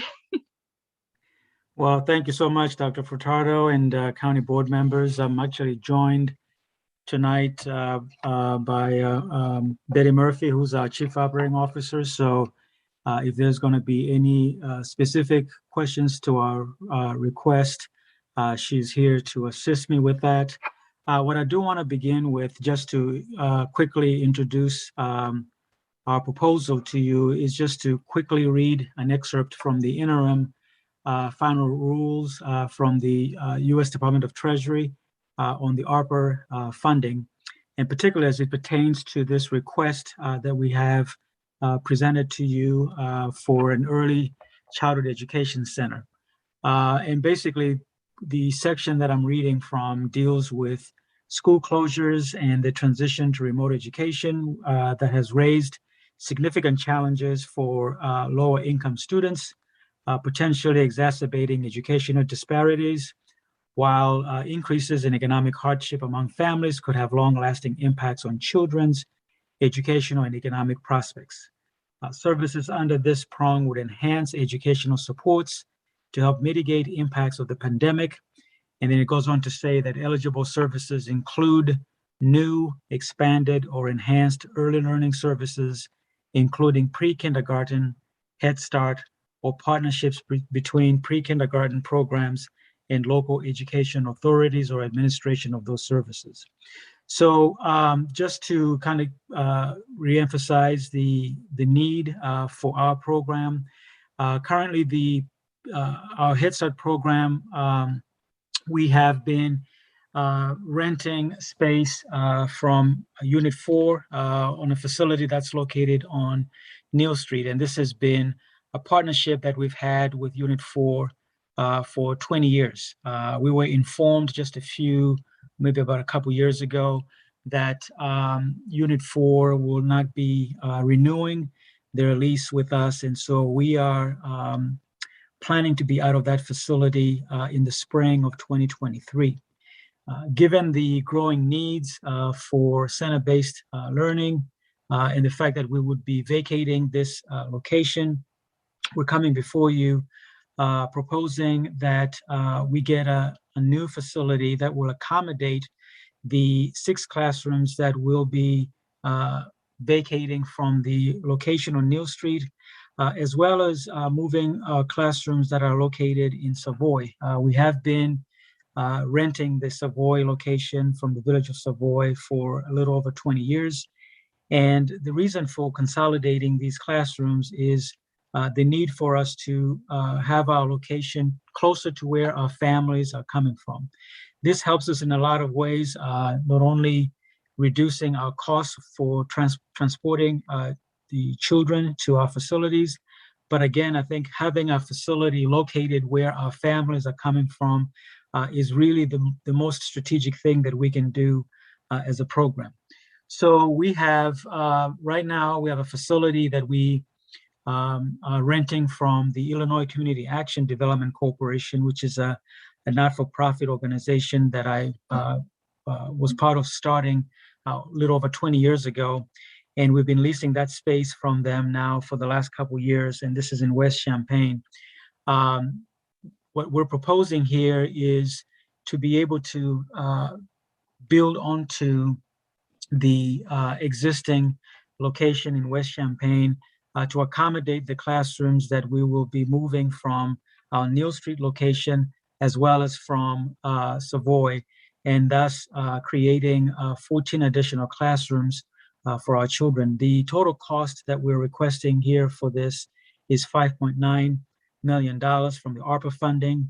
And I think, as you've seen from our proposal, the Regional Planning Commission would also put in some resources to help with the cost of building this new facility. With that said, I'm going to defer now to Betty just to provide some additional highlights related to the budget, as well as the specifications of the building that we're hoping the county board will fund with the resources that are on the table. So Betty, thank you. Thank you, Delitzo. Thank you, county board members, for the opportunity to speak this evening. As Delitzo pointed out, the interim rule from the Department of the Treasury is pretty clear about priority funding for ARPA and long-term community benefit. We have seen firsthand through our Head Start program the impacts of the pandemic on the children in our community. Remote learning, we have done virtual learning for some period of time when our in-person classrooms were closed. We've had cases of COVID. We have families that are reluctant to come back to in-person learning. But what we want to capture is we want those children to be back in school in a more structured environment so that we can address and mitigate the long-term impacts of the pandemic. We have seen, recent national data and local data about our math scores and literacy scores. We would be able to serve 222 children in this 20,000 square foot building that we propose here. We would have 14 classrooms that would accommodate, and they would be state of the art for the children. It would have child-sized restrooms, a full-size commercial kitchen, expansive indoor and outdoor space for social distancing, because again, this pandemic is not going away anytime soon. It would have automated daycare tracking, camera systems, conference rooms, laundry, offices, adult restrooms, and parking. One of the key elements of the Head Start program, and the reason that we're able to serve our children in such a dynamic way, is that we provide not only early childhood development programming during the 6 hours of our structured federal funding, but we also have an extended day for up to 10 hours for our families that are working or going to school. This allows our families to progress towards self-sufficiency. We also have an entire team of family advocates that serve our families to help them secure other services on that path to self-sufficiency. So we offer a plethora of programs, not just for the children, but also for the families. The cost estimate here of 5.9 plus our $500,000 injection of funds to match the ARPA funds would allow us to have a building that will serve this community for over 40 years. We will be able to serve 8,000 to 10,000 families in that 40 years. And we believe that with the spirit of and intent of the ARPA funding, the interim rule, to provide a beneficial, long-term beneficial impact to our community would be starting with our children. And the age group would be 0 to 5. We feel that we can best prepare those children for success in life, for economic and educational opportunity, and to really address the educational disparities that have resulted from this pandemic. So we really do appreciate your review of this request, and we would be pleased to answer questions or provide more detailed information. Thank you. Thank you, Betty, and thank you, Delitzo. Does the board have any questions?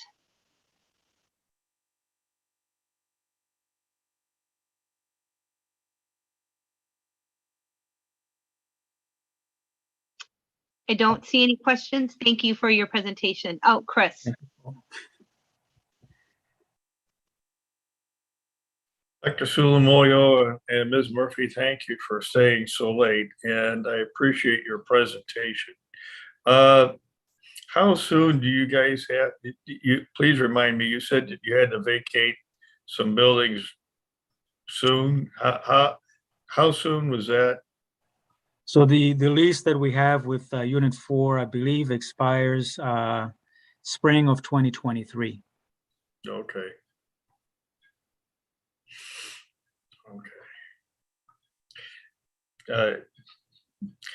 Thank you. Back to you. Back to you,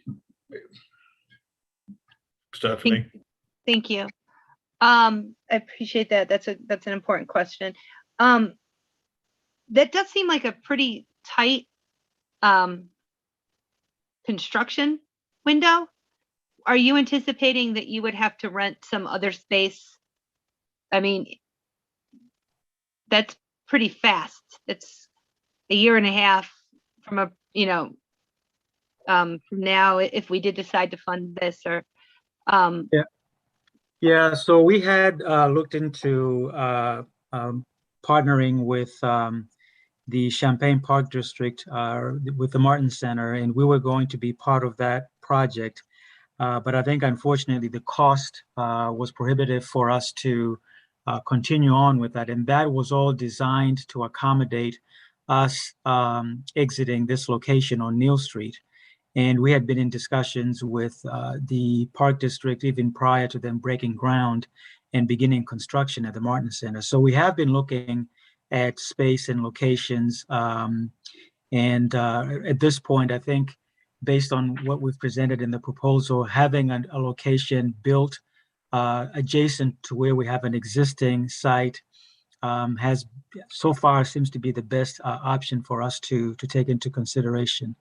But to your question, don't have, let's say, if we're successful in getting funding to build this new site, we would have to either maybe try to negotiate with the school district for some additional time until, we've resolved the space issue to move those 6 classrooms to a new location. But so far, they're pretty, based on discussions we had with the previous superintendent, again, they were not intending to renew the lease. Nothing, no issues between the two entities. It's just that the school district has other plans for their own early childhood program that has expanded, and they need that space for those purposes. Thank you, Dr. Salamayo. Any other Could I questions? just add to that? Stephanie, could I just add to that, to your question? I think one of the benefits of this project is that we're pretty much ready. We have the architectural plans that we used for the 14 classrooms at 103 South Country Fair Drive. Those are all, built to the specifications. They are DCFS licensed. They have all of the amenities that we would need in this new location. So we would have the ability to solicit bids for this in a very quick time frame. That said, I know that labor and materials are hard to come by, so that could delay for sure the construction process. We definitely would anticipate that. So we would likely have to rent other space or temporary space, as Delizzo pointed out. But we do have the professional architectural and engineering drawings for this already. Thank you. Seeing no other questions, thank you both very much. Thank you for the opportunity. Thank you. Thank you very much. Thank you. And do we have Carrie? I'm here. Hi, Carrie. Last but not least. Yes. You're close to least, but you're not. I don't think you're least, but you are the second least on the entire Right. So I'd like to thank everybody for hanging in there and staying for my presentation and acknowledging that we're saving the best for the last. First of all, Chris Dorr, thank you so much for alerting us to the funds that were available through the county for us to request. We are not a general fund program, but we are a very essential program to the county. We provide services to children who've been sexually abused and seriously physically abused. And throughout the pandemic, we've seen a significant increase in children who have been perpetrated on by their siblings or relatives, because for over a year, kids have been left home alone. They've been left home alone because parents have to work. And there has not been a big alternative for parents to provide services for their children where they need education. We've seen children who have not 1 ounce of skin on their body that hasn't been cut or bruised or hurt by the perpetrator. And we want to request that we receive hazard pay. And I know this isn't a discussion that's on the list for the board, but our staff have worked a considerable amount of hours throughout the pandemic to provide services to these families, a service that is just not provided by any other organization. We meet with the families. We provide a forensic interview for law enforcement as well as DCFS when there's an investigation into accusations of child sexual abuse and serious physical abuse.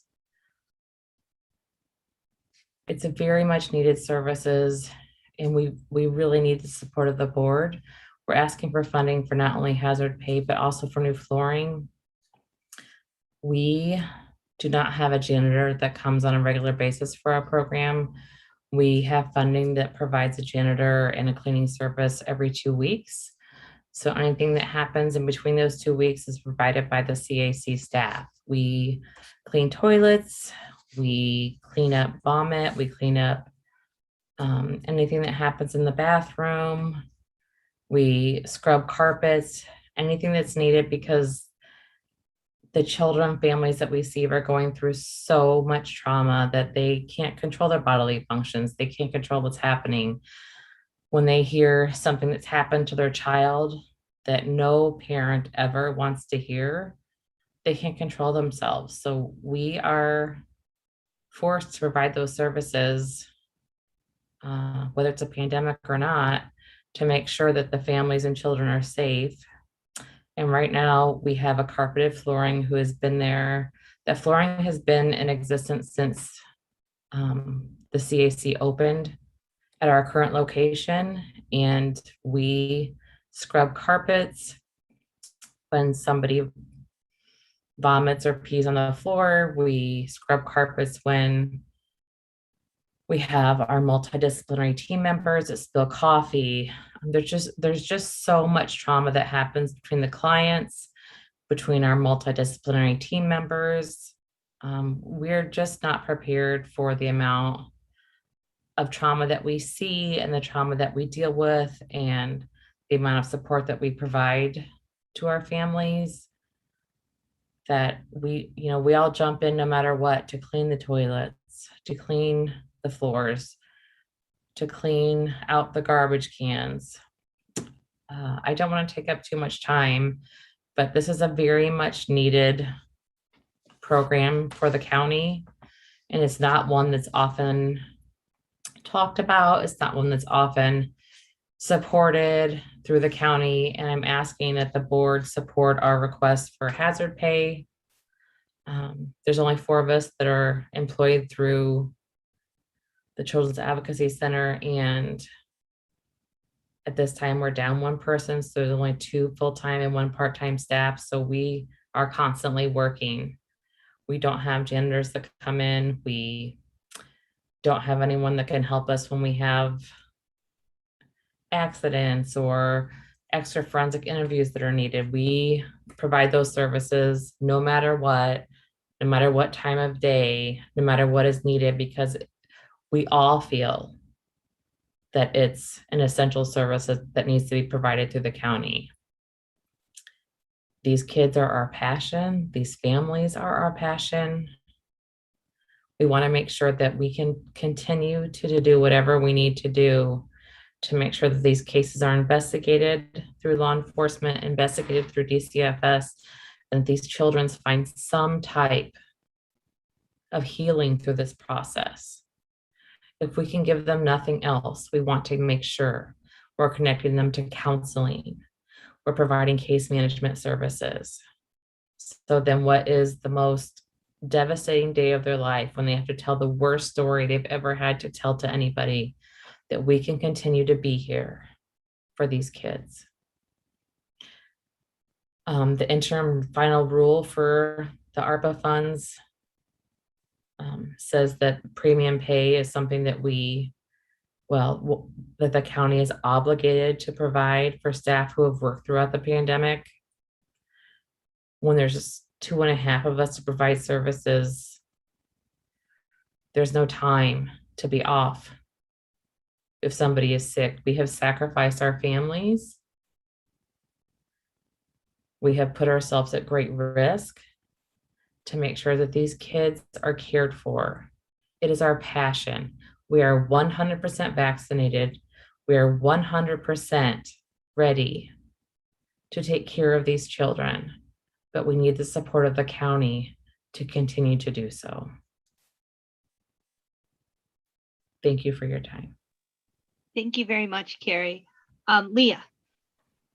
I just wanted to probably speak for most of us in that was probably the most moving and affecting ARPA requests that we've had. Thank you so much for speaking to this, and I will be supporting pretty much any ask that you guys have. Thank you. Thank you. Anybody else? Thank you, Carrie. Thank you very much for speaking. Thank you. Thank you. Thanks for staying so late. Right. that concludes this part of the agenda. Next, we are going to hear, I think, from Kathy Larson, and that's the last item on the agenda. Good evening. I'm going to try sharing my screen here. We have 3 different documents and items for you tonight. And these are being sent to you for your follow-up and your reference and review. So one is just the ARPA interim rule. It's still interim, it's not final. Of course, this is on many websites, but just wanted to make sure you have the document itself. And a reminder that the 4 major categories initially are public health emergency, premium pay, and revenue replacement and infrastructure. However, recently we've seen, especially for reporting purposes, that these 4 categories have now turned into 7 categories by the Department of Treasury. And they're more specific, and they allow for subcategories to be considered with more specific guidelines. So one thing that we'd like to ask from you guys is to submit a form back to us that has these categories for you to prioritize maybe where you want to consider the funding, and ultimately, of course, to consider the funding for this coming budget year, but like you mentioned earlier, for future years as well. So the 7 categories on here each have subcategories as well. And we've just asked that you just rate it, 1 being the top priority for categories that you would like to see considered for funding more immediately or more broadly, or in any way that you'd like to prioritize that. So this first category, these top 3 categories are the public health emergency section, and they've been broken out into 3 categories by the Department of Treasury.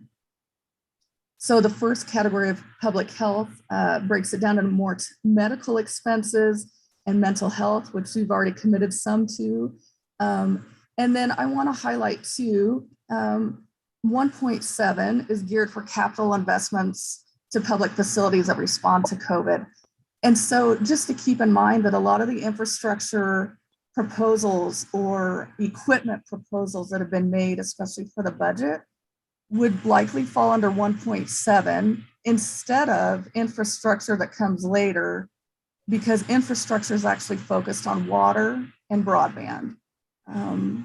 So this is the first category for public health, are these services. And like I said, a lot of the requests coming in from departments may fall under the 1.7 category, and they should be investments into capital facilities that respond to the COVID pandemic. The second subcategory here, or major category under public health emergency, is a negative economic impacts. Here you'll find your assistance for households for programs that you can develop, and for employment assistance, and for business assistance or nonprofit assistance in other impacted industries. And so those categories will be under this negative economic impact. And just a note, for example, eviction prevention is under this category, but the Department of Treasury has said that affordable housing is under the next category. So just a note, if you're trying to prioritize between these, that's how they are looking at how to classify if they're eligible expenses or not. And so this third category of services to disproportionately impacted communities includes the early education assistance, the healthy childhood environment assistance, and other specifics such as affordable housing or homeless prevention or homeless needs. And also just a note that on the second page, community violence intervention is that last category in section 3. So that's where that falls at. It just carried over onto that page. The fourth category is for premium pay. And fifth category for infrastructure. Again, the focus from the Department of Treasury is for water and broadband. And so water meaning wastewater, stormwater, sewer systems, and other items that can be tied back to water systems. Also drinking water is a major component as well. and then broadband projects, of course. So these are under the infrastructure categories by the Department of Treasury. The 6 categories: revenue replacement. I know that our initial calculations for just Champaign County specifically seem to indicate that our general revenues would not qualify, but there's other topics under revenue replacement, perhaps for other government services. And the 7th category is administrative expenses. We do have a spot here too to provide additional input. But we were hoping that this might help you narrow down a discussion for priorities that you want to discuss for, especially for the budget for the upcoming year, but to get an idea of the categories that are eligible under ARPA. And we would like for you to individually complete this and send it back to us, by early next week. And that way we can provide the summary at next Thursday's board meeting. If you are able to provide this information back to us to help guide the discussion. In reference to the requests and ideas that have been out there so far, the other document for your reference would be the list of ideas and requests so far. And we've done the same thing here where we put it by ARPA subcategory. That's how it's organized, by this column over here to the right. To just try to get it in some sort of category where these requests and ideas may fall into. With each section, so there's 7 sections, at the end of each section, we've put the eligible expenses at a list at the end so that you can reference, what does 1.12, what was that again? And some, of course, are more descriptive than others. And, the interim rule goes into a lot of detail for some of these. So, like I mentioned earlier too, 1.7 would be a major category for a lot of the department requests. If they submitted a budget request, it would be located there in that column for this coming year. There may be long-term projects that are not, allocated for the budget for this next year. This column is only for this next year. Again, these are just ideas and requests that we've seen so far through meetings or direct communications. So on the first column, we have either who requested it or maybe what entity it affects.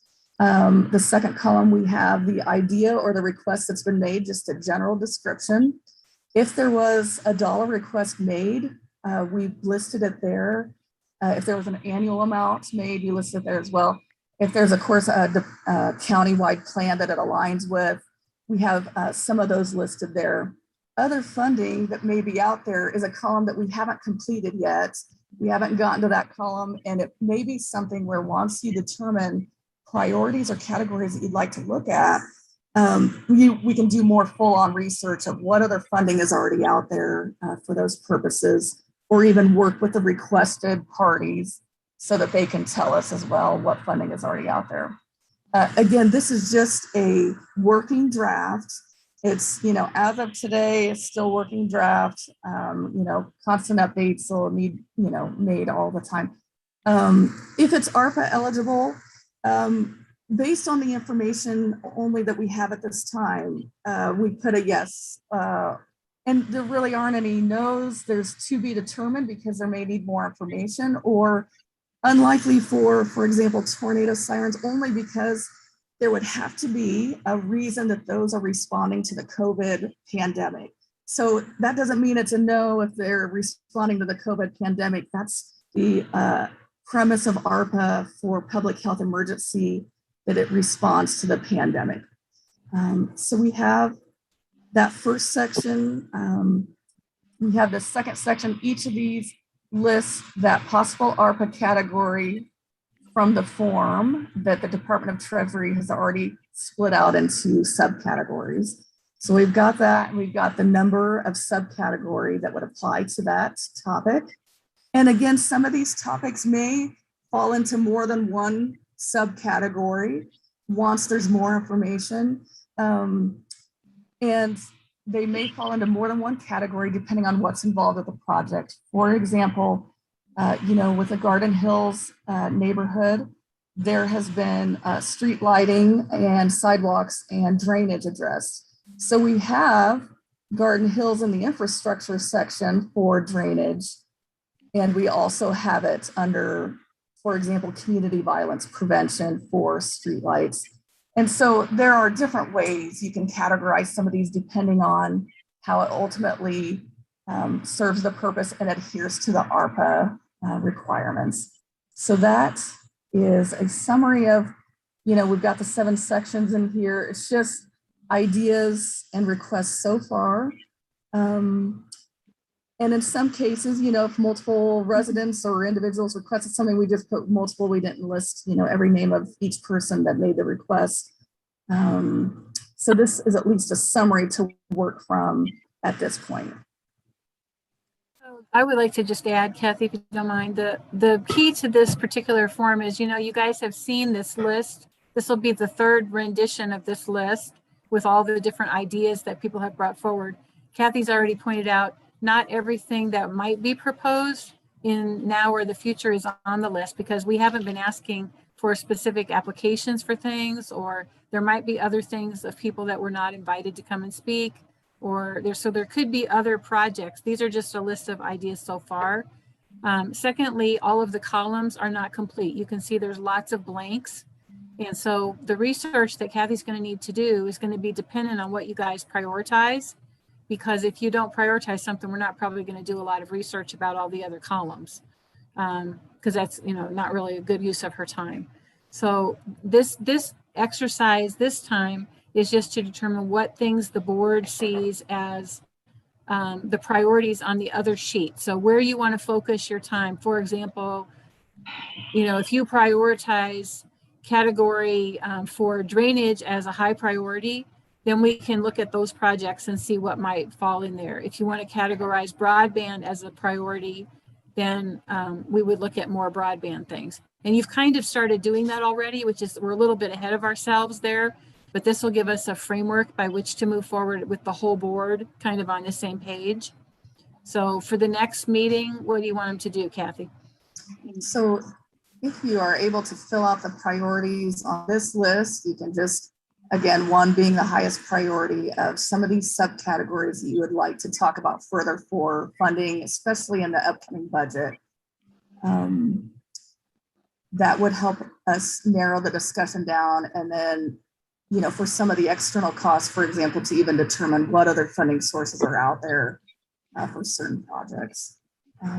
That would be this form, especially if we could get it back by early next week, we could provide the summary at Thursday's board meeting.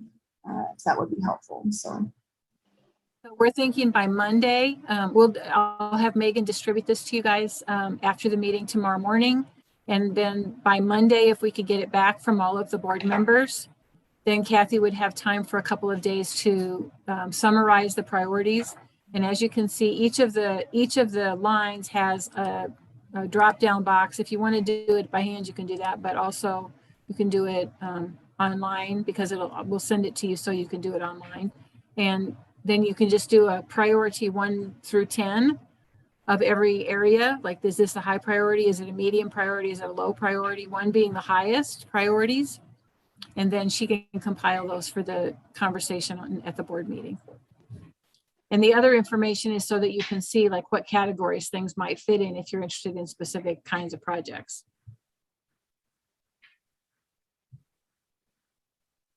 Did you have a question, Mary? I saw your hand go up. I'm going to let Stephanie go first. So I'm going to try to word this in a diplomatic way. I'm not against this survey tool. I think it's fine. I think that a survey tool that asks people to do priorities on this many categories is interesting. And I just want to be clear to the board, this isn't what we discussed that we were going to do tonight. What we discussed that we were going to do tonight is we have a finite amount of money. We have $40 million, 40 about now. And so we have to allocate that $40 million. And so while I get the idea of prioritizing, like I teach this kind of decision making, and this is the amount of resources we have is finite, in a way that this kind of prioritization isn't. And so, for example, if somebody says, oh, my number one priority is broadband, right? And then put zeros on everything else. Well, we don't need $40 million for broadband, right? This decision-making process genuinely needs to be tied to the resource.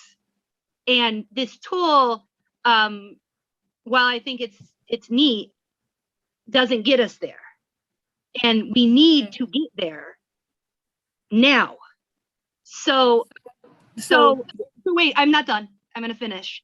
So I'm all for the board filling this out. But the other question that you need to think about that we don't have a tool for, that we had a meeting a month ago and had a plan to make a tool for, is what we need in terms of budgeting is to think about these categories and how much money you want to put towards each category based on the financial requests and your priorities. And so this is a nice step, but it doesn't get us where we need to be by September 30th at all, and is not at all what I anticipated this was going to be based on an extensive conversation and planning meeting that we had about this tool. So I want to put that out there. I'm not trying to say anything negative about this tool. I think it's a great tool. But what I'm saying is I don't see how these responses are going to get us anywhere closer to where we need from the budget presentation. And with that, and so I just want to be clear, because I have received criticism about the process. And I've tried as hard as I can to make it a process that's going to work. But there have been several times where things I thought were going to happen just clearly didn't. And I just want this to be very clear. This was one of them. Where we should be right now, it's figuring out in broad strokes where we want to put this money by dollar amount. And that's all I have to say. Okay, Mary, I can respond to that, or do you want to say something else about that, Mary?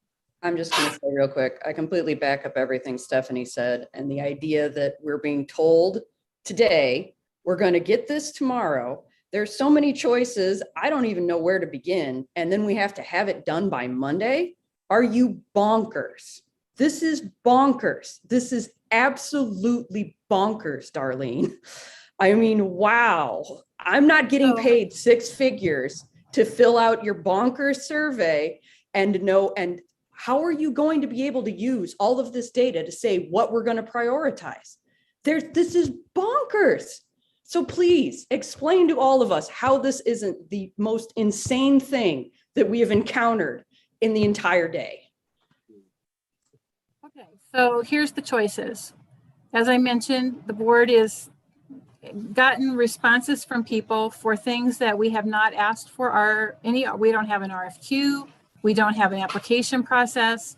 We have invited, some of you have invited people to come and speak to the board. There are probably 100 other people out there that would love to speak to the board about different projects. They're waiting for some kind of application process by which they can do that. The board has to decide how they're going to spend the money. This is the kind of process that the Mental Health Board operates when they're looking for grant proposals. United Way operates when they're looking for grant proposals, and we don't have one as a county. So we're trying to form that as we go, and there's lots of things we don't know yet. I agree, and actually Kathy had another column at one point that was about money, and if you guys would rather fill that out, that would be fine, but we don't have any idea how much a lot of this stuff costs yet. As I mentioned, most of the columns are not filled out. They're guesses, they're wild guesses from people about this is what I think it'll cost, this is what it might cost, this is what I want to ask for because I think you should give us that much money. There's very few responses from anybody so far that has an actual cost for doing anything. So we can either develop an application process for people similar to the Mental Health Board, or the Developmental Disabilities Board or United Way or those kinds of things, an actual application process like the federal government does. Or we can just say, we've already picked our projects and we just want to see how much money we want to give everybody. And that's fine too, if you want to do it that way. And we can add the column back in that says, here's the list of how much money do you want to give vaccinations? How much money do you want to give payroll costs? How much money do you want to give mental health services? And we can just do it that way. And we'll just total all of those responses. And then you guys can have a discussion at the board meeting about that. If that's where you want to go, that's fine. We're skipping a lot of steps because we have a very short time frame to develop this. And as Kathy has mentioned, we don't even have the final rule yet. So we're trying as best we can to give you the categories that are eligible. Most things, as you said, can be determined to be eligible. Most things we can figure out some connection to COVID or some connection to what's eligible. But we have a lot of decisions to make. The primary decisions on the front, as Stephanie mentioned, there's two things really that we need to divide at this point. One is, what do you want to allocate for 2022 budget? And frankly, you just need to figure out a category. If you tell me you want to put, $20,000 into a jail, we don't have to get more complicated than that for the budget right now. It can be allocated in the ARPA budget. We'll move it into capital for the budget for 2022, but all of these things don't even need to be allocated for the same year. So until we figure out what those are, we don't even know what year to put them in. It's not an easy process. This is a very complicated decision-making process. Okay, Darlene, then why weren't we presented with this information like a month ago? So we actually had time to seriously consider these complicated things rather than saying, hey, on a Friday, get that crap done over the weekend, losers. What is wrong with you? Excuse me, Mary, I didn't use any of that terminology. What I'm saying is that we have been, as we've been going along, learning with everybody else what this funding is allowed to be used for. This is the most recent information I gave you the list early on and said, here's potential ideas. All along, we've been saying this might not be all of the ideas. At the two previous meetings, I said, we don't have an application process for this. Do you want to do it that way? Otherwise, you can just all sit down as a board and say, here's our potential projects of people we've already talked to, and just, decide that way. If you want to just have the conversation that way, that's up to you. But these are ways of organizing the information so that the board can try to prioritize. There are 20 members of the board right now, and I don't know that you all have the same opinion. So you can either just we can have very long meetings to hash all that out, or we can try to do something to kind of focus. We tried to focus. Can I make a suggestion? Sure. I'm not against the tool. I'm against that the tool we need a bounded decision tool. We have $40 million, so we need a bounded decision tool on the $40 million. This is not bounded. And so what we can do is we'll just add the column back in. We'll add the column instead of the priority. We'll just say, put in the numbers. What do you think you should give each of these areas? And then you can talk about it that way. We have $41 million, of which we've spent about not quite $1 million. So you've got so much left. We started doing it that way, but then we thought we don't have enough financial information to just, if that's how you want to do it, that's fine. But you don't know how much half of these things are going to cost. But we don't know. I agree with you that we don't know how much half of these things are going to cost. But if you have a bounded decision tool, right, and you're thinking about, if I put $5 million to this, then there's not $5 million to that, right? It allows you to prioritize across category. When you don't have a bounded decision tool where you could just make everything number 1 or everything number 7, then it doesn't make you make those decisions. There's nothing on this right now that it has to be bounded. That's fine. We'll just change the column. We won't do the priority. We'll just say, how much do you want to allocate to these things? And then people can fill in the numbers. And then second, I completely agree that it is unreasonable to think that folks are going to have this by Monday. I think that we need to think about it maybe more in terms of for the September 30th meeting, just to be realistic. That's fine too. Okay.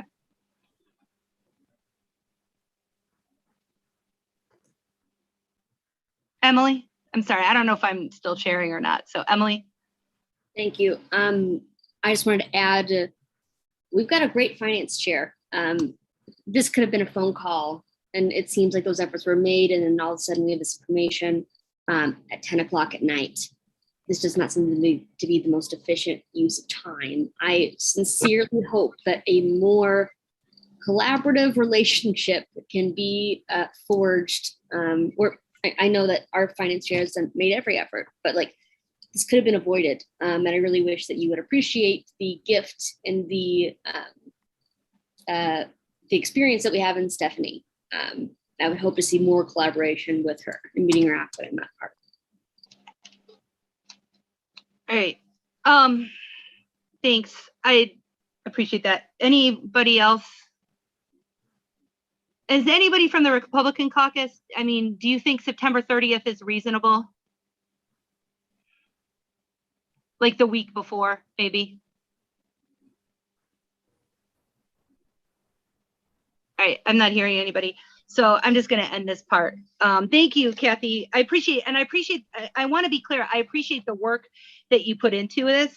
And I appreciate the careful consideration of the categories and everything like that. I just don't know how that tool gets us to where we need to be in a very, very short amount of time, and is not reflective of that 2.5-hour meeting that we had, about where at least 45 minutes was about this tool. Right. And so that's where I feel like that's where I'm coming from. So all that said, I don't have a chair's report. The stuff that's going on the consent agenda is A1 through 8 and C 1. And that's what I got. All right, thanks, Stephanie.